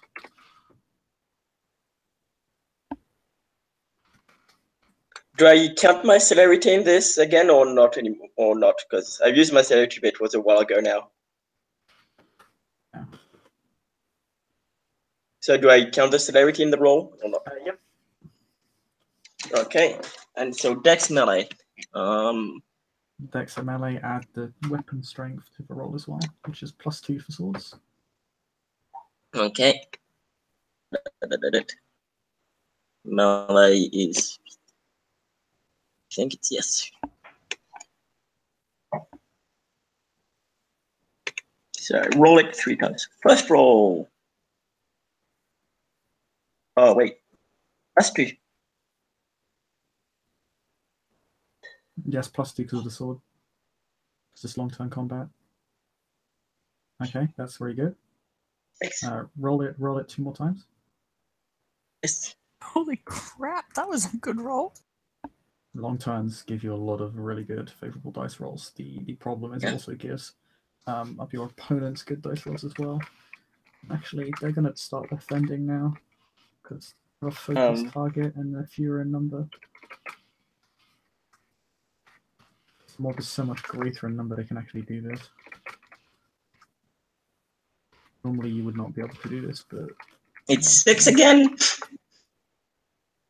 Yep, just keep roll. Yeah, roll 3rd time. I said roll 3 times, so you get a 3rd roll. Just take 1 success off the first, 3 off the second, and 2 off the third.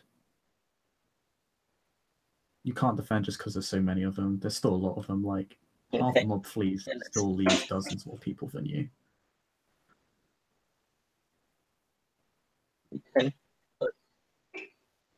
Where's the low buttons today? 6, 1. And 4. 6, 6, and 4. Okay, you smash through. Like by the time you take their damage does 5 lethal to you. Okay. So you need to also roll soak. This is over the course of 5 minutes. You roll soak. I'll say you roll soak at the conclusion because we're technically out of combat at this point. This is just the conclusion to it because you're the only person really still fighting. Okay. So I just roll once. And Yep. Just roll your stamina. Oh god. Okay, you take 5 lethal, which means you go down. Shit. That's okay though. Timely arrival occurs. I wouldn't have left, just pointing that out, because that was the attempt on saving people. Whatever. Most of the people around you have started fleeing. The building is also on fire. Like there's a fire between you and this point and the upper floors. Who's Madeline would have entered the building. I think that she would have been getting to Margot and Iohanna at this point. Okay, okay. So you've remained outside of the combat more or less this entire scene. I'm gonna say Hakeem can, but you've more or less been on the sidelines this entire time. Okay. May I make an action, Chris? Yep. Seeing this like priest's head go like into flames and like people kind of stopping. Huh? Too late. You don't need a rocker. It's just fine. Anyway, could you is Iohanna's carriage nearby? Can like Aldric make a move to get it? Whose carriage? The guys? I'm sorry? Iohanna's carriage. Is it? Yeah. You can absolutely do that. There's nothing. I'm gonna pull it around front, like near the balcony. I'm gonna like look up in a heroic fashion. Yep. Okay. Hakeem, do you go in or do you join the carriage guy? No, I go in to save the people inside save as many people as I can. Okay. They Um, or try to put out the fire one. how I do you will try- go over to the carriage just for reference. Putting out the fire is gonna be. I mean, I rolled a 3 on a chance dice. It's spreading pretty fast. Since we're inside the building and everything is chaos. Everything is chaos. There are people on there. There's literally one guy on the floor rolling in flames. The main issue is the people who are diseased and infected and too weak to move themselves. The actual the people of the mob, they can get out probably. You don't have time to save everyone. You can save someone. You can save people. You will need to make a courage check. Difficulty. Let me just check because this is a house fire. That's a I think it's a much higher level one. Might be 9, but I think it's 8. I'll just spend a point of willpower to ignore it then, if that's a Okay. thing. You'll still need to roll courage because you might botch. No problem. As long as you don't botch, you should be fine. Traps in a burning building is difficulty 9. I am going. I guess if there's. Actually. Yeah. 2 successes. With the willpower spent. Okay, yep, that's enough for you to resist the fire, which is a pretty significant act of courage for a K-Knight. This is that's pretty impressive. Since I was making my way inside, do I see people fall? You see people. You're making. No, I'm specifically Margot and the other Margot. Margot's upstairs. The people who can't really move themselves would be on the ground floor, unless Iohanna and unless I am wrong. Would they be on the ground floor or upper floor? Ground floor. Probably in the ground floor. Okay, yeah. So the people. Oh, you mean the sick people? The sick people would definitely be on the ground floor. Yeah, sick people definitely on the ground floor. Where's Iohanna? Iohanna is on a balcony. Margot is inside the upper floor, or upper floor of the building, not in the same room where the balcony kind of sits out, overlooks the town. All right. Okay. I spend 3 blood. Nice. That's for 3 points of celerity. And I look to my. I'm pretty sure no one followed me in because it's a burning building. I don't expect them to do that. So the only people left outside are the ones who are still fighting in there. There are still a few people on the ground floor, but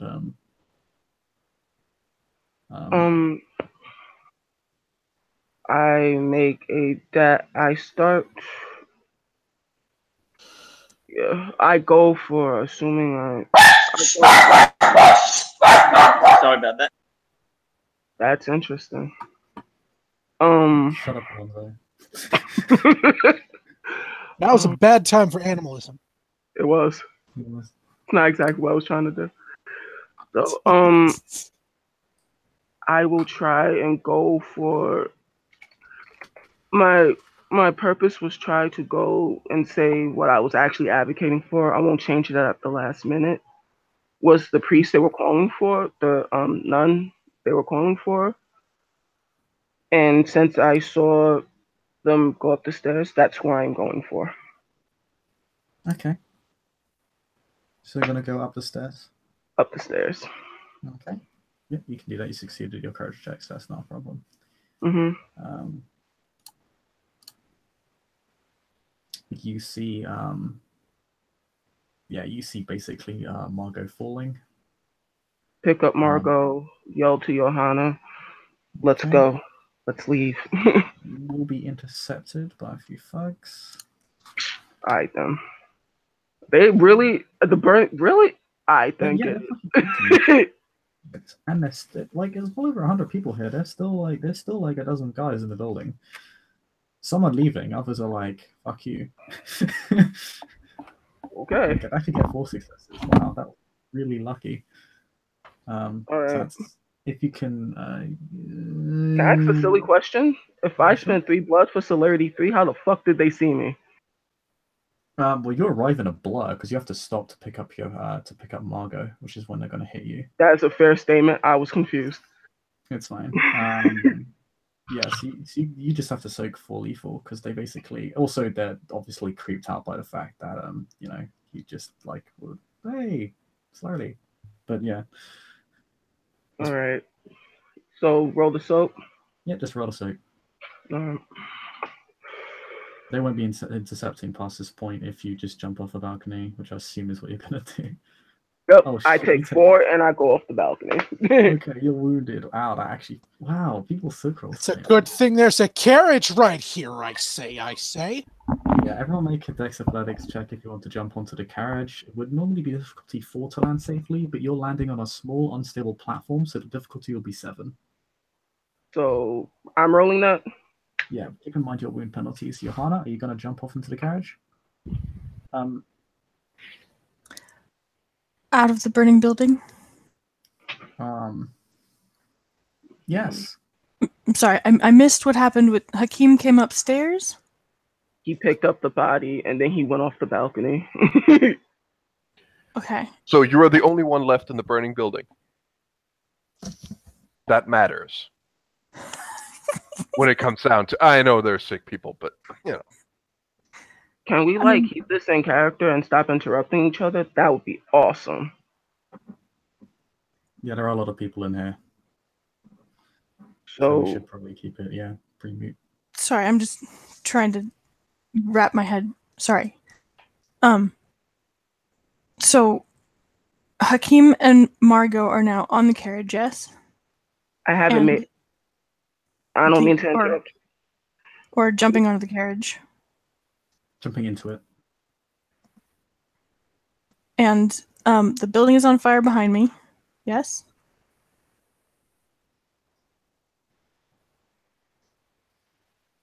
Okay. Well, the fire is on the ground floor. It's spreading. And if I go into the building to try to put out the fire, I'm presuming there are mobsters inside who would prevent me from doing so?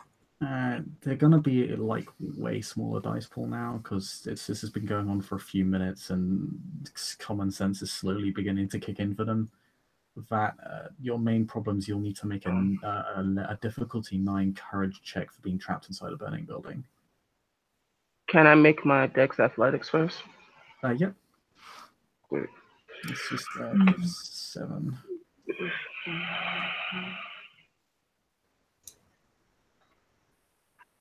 Is that a courage check I can spend willpower on? Yep. You can always spend willpower on courage. What was the diff on it? Check, unless I say otherwise. Diff is 7, so you succeed. Okay. You stumble a little bit, but you don't twist anything. Mm-hmm. Okay, Iohanna's gonna roll courage and try and go inside to put out the fire. Okay, that will probably be a wit survival. Oh, yeah, let me roll courage first before I forget. Yeah, roll courage. Otherwise, this is only because you're rushing. And I'm spending 1 willpower.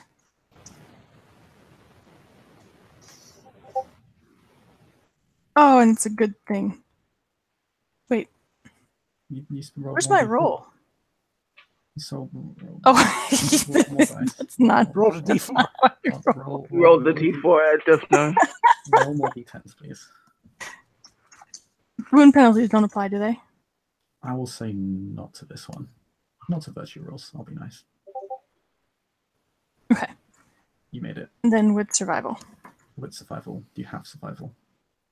Yes, I do. Okay, you're good. There's one thing. Go ahead, sorry. I was just going to say there will be a success threshold to this roll because the fire is spreading and the fire fire emergency technology isn't really a thing yet. All right.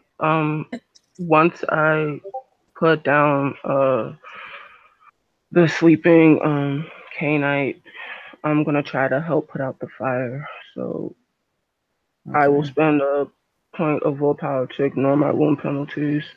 And can I have dex survival? You'll need to make another courage check when you enter the building. Because your beast does not want to be anywhere near here.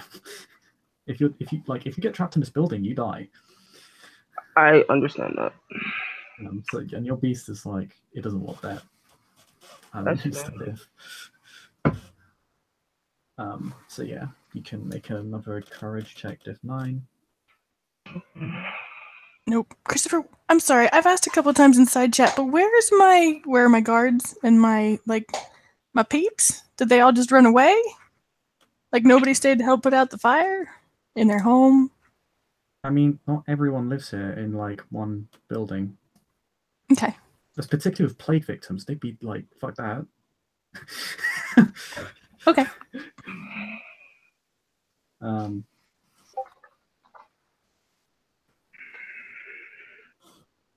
One success with the willpower.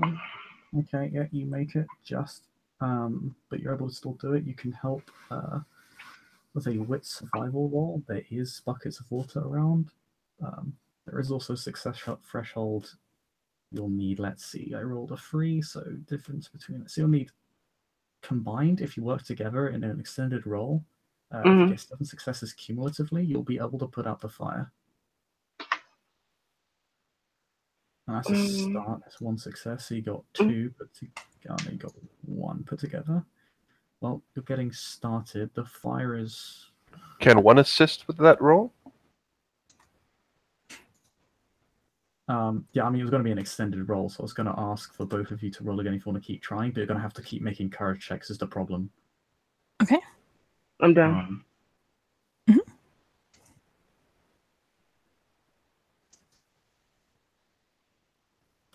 You said it's a diff 9 courage check? Diff 9. Burning building is diff 9 courage check. It's actually the primary example they give.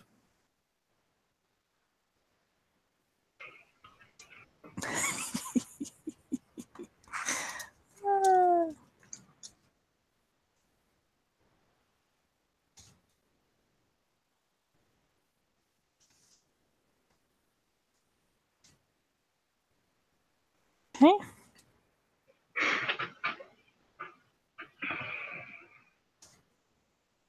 I have 2 more successes.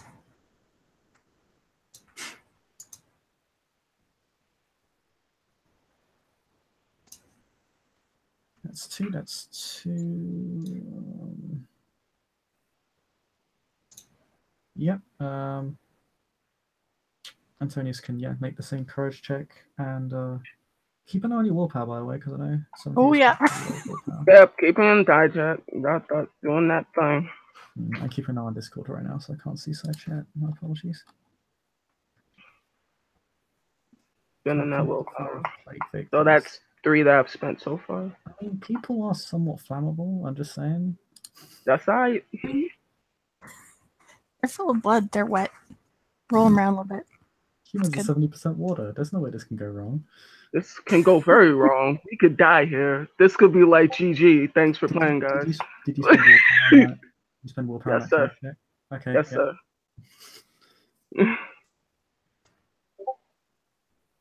Oh, thank you, Tin.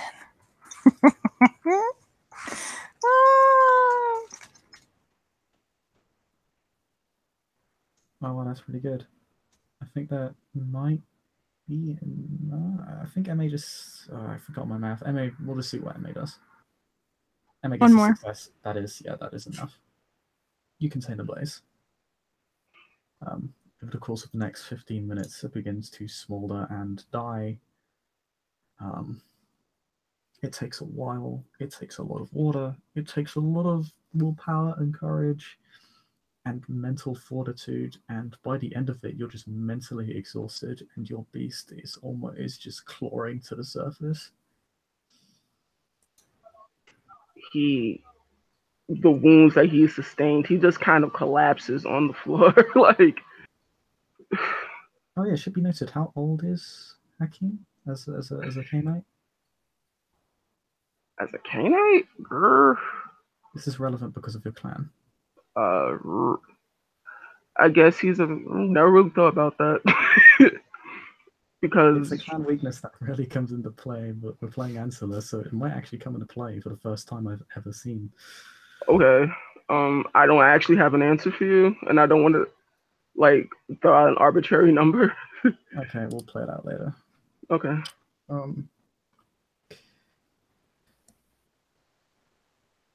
Yeah. Iohanna, you are well, but mentally exhausted. Mhm. You see a stranger, a friendly stranger who helps you put out the fire, just kind of collapse next to you. She goes to the friendly stranger, kneels next to him, and reaches out to see if he's alive. I'm fine. Yeah, I'm fine. Just give me a minute. This is a dangerous place to be, but there are places to rest unless it is attacked again. I was more concerned about this place burning down and people dying and making sure that my brain is very addled right now. This was a very eventful evening. Are you okay? Yes, please come and rest. It is not within my custom to. I should probably get home, but may the peace of God be with you. Assalamu I am alaikum. not options. What do you say? Assalamu alaikum. Wa alaikum assalam. And with that, he will kind of look around and I don't know. This hurts. As he just kind of holds his like self because it hurts. He was stabbed quite a few times. And I think. Yeah, she's going to she's going to she can't offer him a hand to his feet because her hands are shredded, but she will offer him an arm and Another person will help as well. Madeline is there, and she will help this guy up. thank you. I will send individuals to help with this, for this is the will of God, and these people will not, die in vain. So, Well, thank you. we should also be formally introduced as well, I believe. And she's somewhat hesitantly, or she's fairly collected. This has been eventful, and she just looks at you and nods.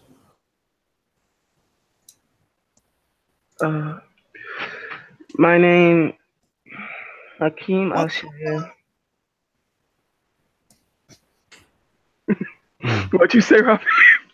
Just Aldric's been out here shouting. I didn't want to interrupt at all, but like, yeah, you're in the background, like, oh no. Well, I do believe that, and she will whisper to you, Hakeem. Mhm. I do believe we will see each other at Elysium at some point in the near future. Indeed. Good.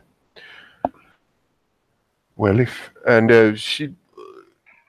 she looks to Iohanna and just says, "Shall I take Margot and feed her until she feels better?" please. Very well. I think your friend is calling for you. Ta-da! Please forgive me. I must ease him. But I would know who has saved my building and my friends this night. Please don't disappear. I won't. God's work is still to be done. Speaking of God's work, Hurries to the door. there is one last thing. Mhm. You see the shuffling, burnt body of the figurehead of this mob slowly rise to his, like, he's not rise to his feet, he's like barely walking. Can I use Aura Perception on that guy? Yep. I want to see if he's dead or undead. Oh, what is it? Remember your Oh. wound penalties. Thank you. God bless you.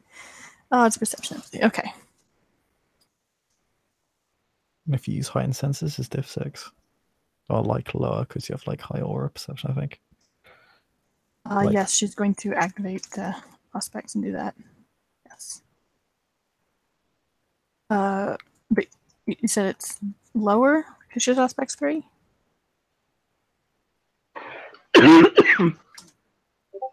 Nope. Fuck all. No idea. Yeah, it's kind of hard to say. Mm-hmm. There are a few men who still coalesce around him, and you do hear footsteps upstairs. Like there are a couple of people who managed to slip by. Probably busy looting. Not many people left, just stragglers. Maybe half a dozen, maybe a dozen at most. This guy just doesn't fucking quit. Noble his most fanatical or maybe most vicious followers, who look like they're about to make one last play on you. She's going to try and catch Aldric's eye, and He's gone. Like, I don't know where Aldric went, but he ran away on a carriage. Like, He did not run away. Oh no, he's where still did you there. go? He's He's still still parked there. right in I front. jumped on the carriage. This man is still here. Like, he didn't move? Are you serious? Yeah, Okay, fine. I That was a told you he massive parks it oversight. out front. I know you That's how brought I it out jumped on the front, carriage. but I thought you That's moved why he's away. standing there in the middle of the street, right next to us and shouting. Fair enough. Yeah. Fair enough.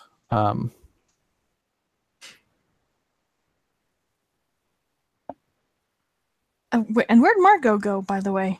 He's in the Is she in the carriage. carriage? Okay. She got put in the carriage. Iohanna's going to show her face so that Aldrich can see that she's okay, and give him a long look of gratitude and hope he runs.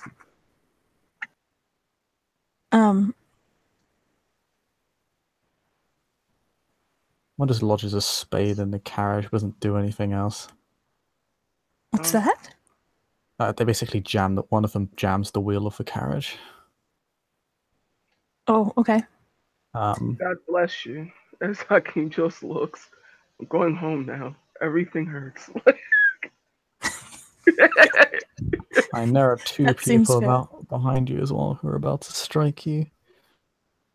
Is there time for another speech? There What is the no need. jump, you fucking... How many Downstairs- times... We're on the ground. We're on the They're ground downstairs. You're at worse Oh. keeping track of this than I am. I'm sorry. floor. We're downstairs and they jammed the carriage. Yeah, but what happens now is that there is no need. A very familiar face, although one incredibly morbid and exhausted and furious, furious yet emotionally exhausted. All of you feel the pressure of majesty. You do not need to roll to be aware that you are being affected by majesty. Oh no! Is it the seneschal? No, a yeah. blood-soaked woman Oh, interesting. Whoa. in a Shit. dress with this large, long sword. Well, that's not what I was expecting. No, she is not wearing armaments. She just has a sword, and she is bloodied. Although her skin is largely unblemished. Some of you that are hungry or have all specs up can at least it smells like normal blood. Although you know Vitae turns to normal blood after a few minutes once it leaves the canine body. And she just walks up to them and just in one fell swoop of celerity just basically just slices open their Achilles tendons, like half cutting off all of their feet. Well then, have enough etiquette not to talk. And several city guard finally begin to arrive, although they're under the effects of majesty, so they're not going to ask any questions. She does very overtly dominate the captain, or not captain. They're like, it's a group of like 4, one of which is driving a cart, and she dominates one of them quite obviously, and turns around and just kind of drops the sword.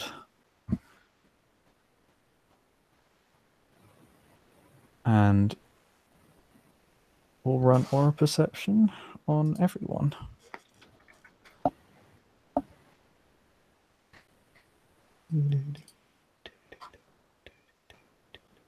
Oh my god, she's really good at this. Well, I would assume so. Um, Because I read your doc. This is so low. Holy shit, okay. Wow. Tell me how everyone feels. My life is pain. I took 4 ag this evening.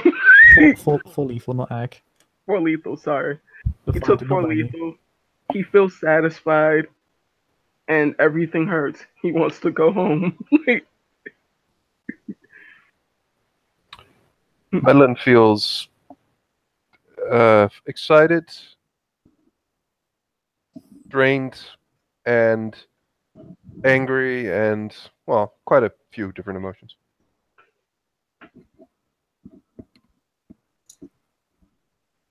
Johanna's aura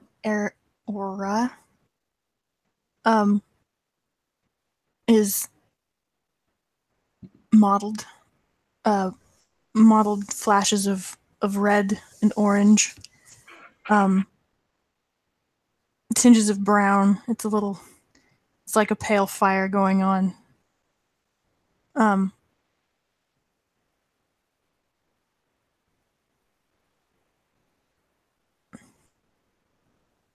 Yeah, there are flashes of white, but it's kind of an angry white. And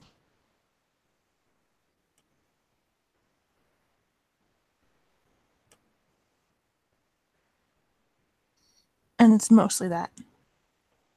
Maybe small, occasional flickers of gold.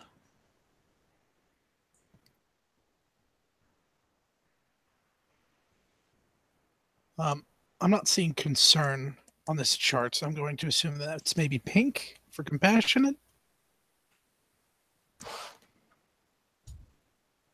For compassion. Yeah, like I said, I don't see concern, but concern would be, let's see, because it doesn't say on this chart here. Sad, could be sad. Sad. All right, yeah. You could be orange. You could be afraid for someone, which would be concerned for someone, maybe. There's a lot of red with mixes of orange and silver at his core. Yeah, on the surface he's very hot, but for a very pointed reason. I mean, the reasons why aren't depicted in aura perception, so. Oh, gotcha. Right.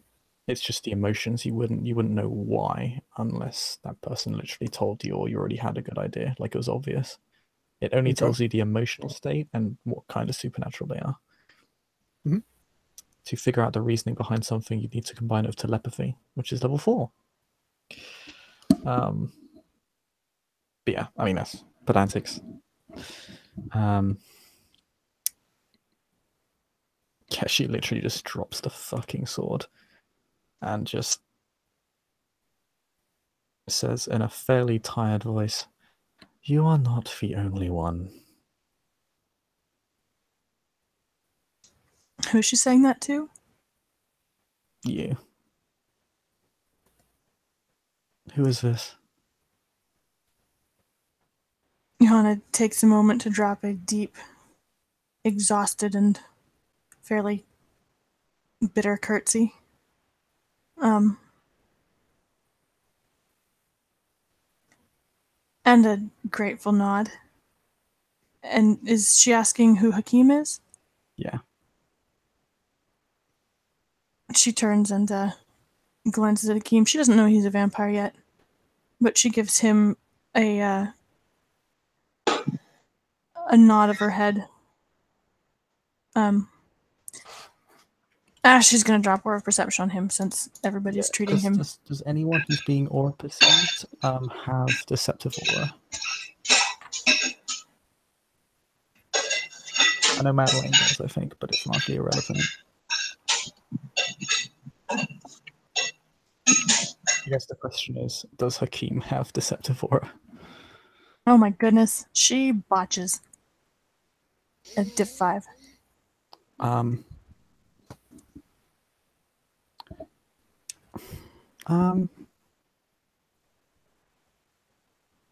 Double punch. You're blind. You're awash in a sea of colors. Okay, that seems fair.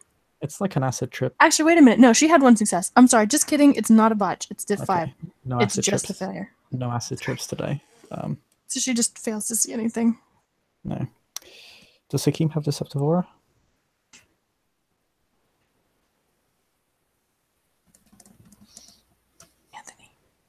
Anthony. You're muted, Anthony, if you're trying to speak.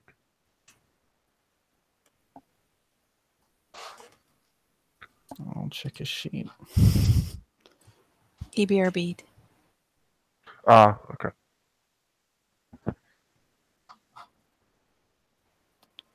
Can't blame him. This scene was fucking long and hardcore. Okay, he doesn't have deceptive aura. She still doesn't see anything, but she will gesture with one broken hand and just say, because he gave his name, so this is Hakim al-Shair, who has aided me tonight.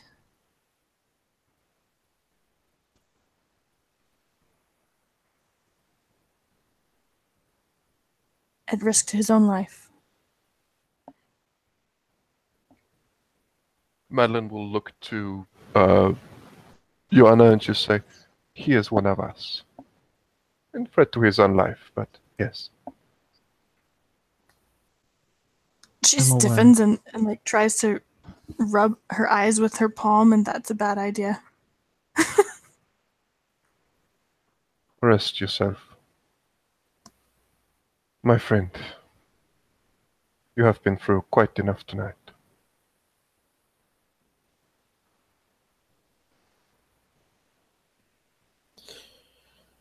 Aldric will stand from the carriage and come to join the group, offering every ounce of etiquette to what he does not currently know is the Toreador Primogen.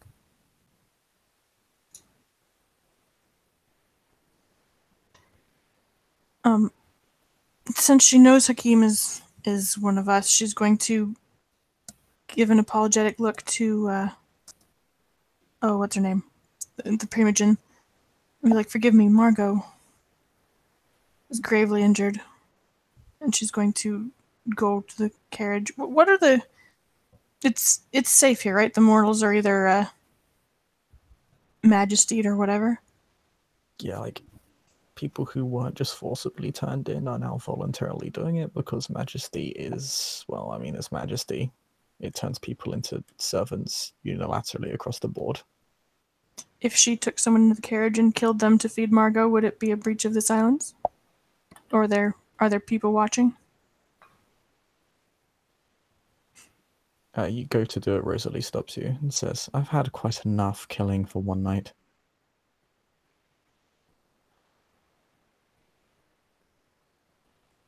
As you prefer, my lady.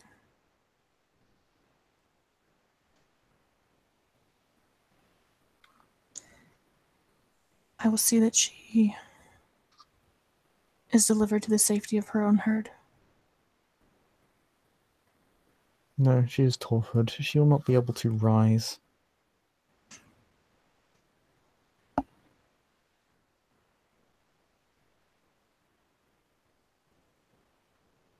her child can see that Iohanna's not quite sure what Rosalind is getting at, but she says So hesitantly. So what happened to Margot is that she took 8 lethal damage. This puts her into torpor. Mm-hmm. In torpor, you may not spend blood to heal and rise back up. Mm-hmm. You are completely out of action until a certain amount of time passes. And that depends on your road rating. Oh no. Now, there is one way out. It requires canine blood of a lower generation to rise you, which is actually a house rule. Iohanna would know this because she has canine law too. She knows that if you're in torpor, you aren't waking up, and the more monstrous you are, the longer it takes. Like you can be like some canines fall asleep for hundreds, if not thousands of years because they're so degenerate. Oh my god. But Okay, well then there's going to be some guilt in her aura too.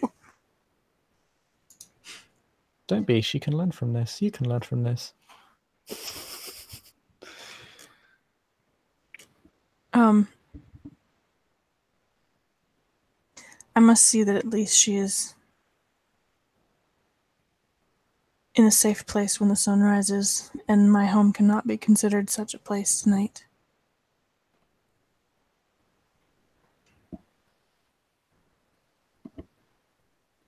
Margot, if the Primogen, and she bows very deeply, she is at least also on the effective majesty, bows very deeply. If your Primogen allows, my doors are open for you, and for Margot if need be. No, you will not take Margot. Do not even suggest it. Do so again, and I shall strike you down where you stand. I apologize if I have caused offense. Leave my domain. As you wish. And Madeline will turn and leave.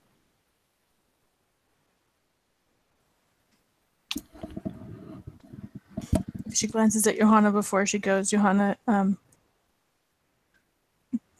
closes her eyes briefly and gives a nod of thanks. She does this to herself? What? If Madeline looks at, sorry, I don't know. You said Iohanna. So if Madeline looks at Iohanna closes her eyes and gives Madeline a nod of thanks.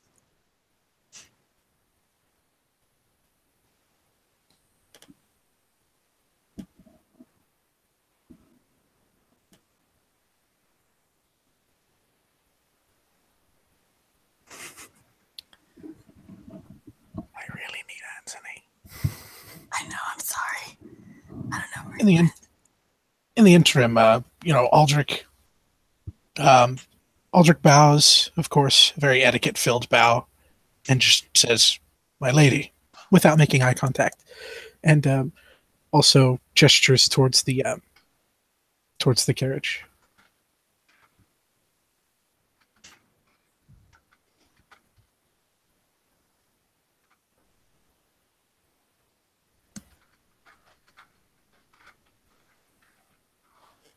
I think Hakeem might have gone home. He said something about him trying to GTFO.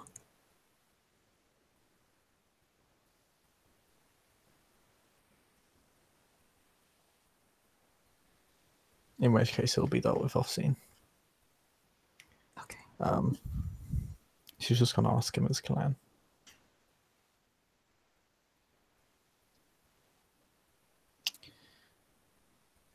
But once she finds out what direction he's heading in, it's pretty obvious. So.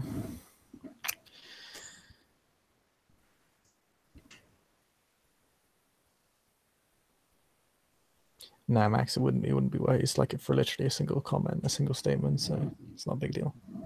But yeah, I think with that,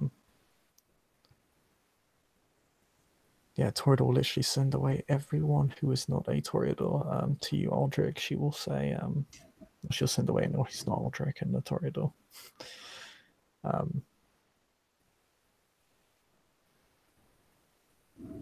Hey! I am back. I apologize. Oh shit. Okay. In which case, I'll retcon those last couple of sentences. Rosalie would have simply asked Hakeem what clan he is from. Estimate.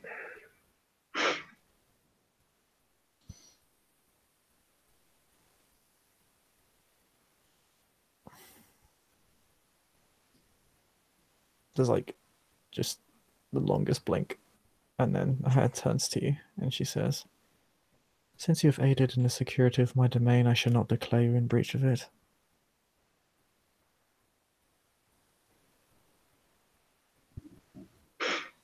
He doesn't say anything.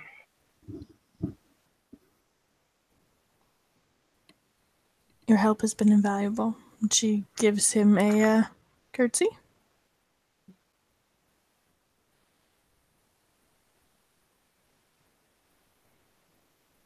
The rather exhausted Primogen, a bloodied mess, like the blood contrasts horribly with her very kind of marble white skin.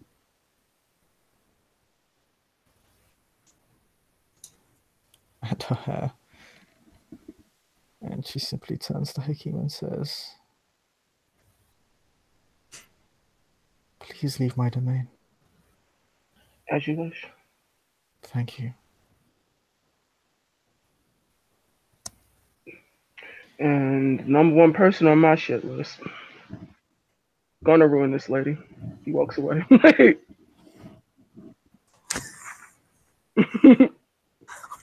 Oh no, don't hate her.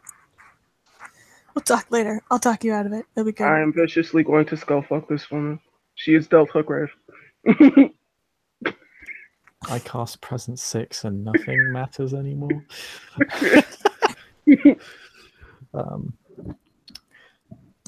But yeah, and then she simply goes to Iohanna and says, "I will take Margot."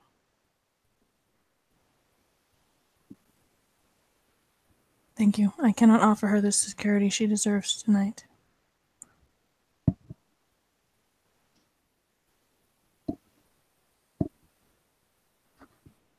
I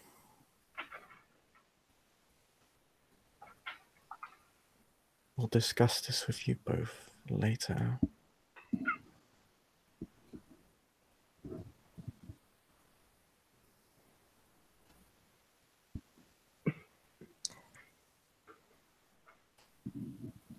I have an errand to run, and then I suspect I may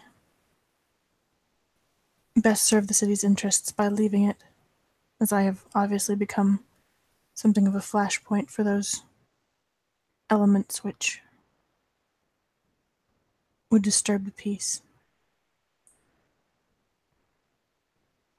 Do what you must. She kind of turns around, like, she's obviously so emotionally tired that she just kind of walks away without even saying goodbye. Johanna drops her another curtsy as she's turning around and holds it until she leaves. As she And- walks away from you, the effects of majesty begin to fade, although you know she still has it up because it's because she's just far enough away from you. It's not because she stopped using it. I mean, she is an incredible. She's like this super bloodied woman. Like, she looks like she just killed like a dozen people, but nobody cares because she has majesty up. Is she walking away and leaving a bunch of people who are about to give a fuck crippled on the ground? No, they've been taken away. Oh, thank goodness.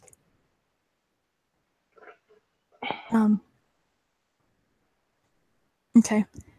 In which case, Johanna will retreat back inside to see if Padre Zhao is okay.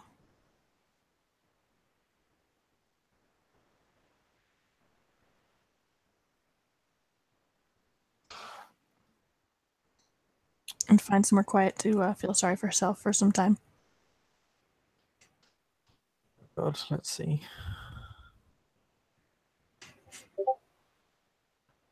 Perfect 5. He's heavily wounded, but he'll be fine. Okay. Took some nasty hits, but he's a ghoul. He's pretty hardy. Ojo. He takes the praise well.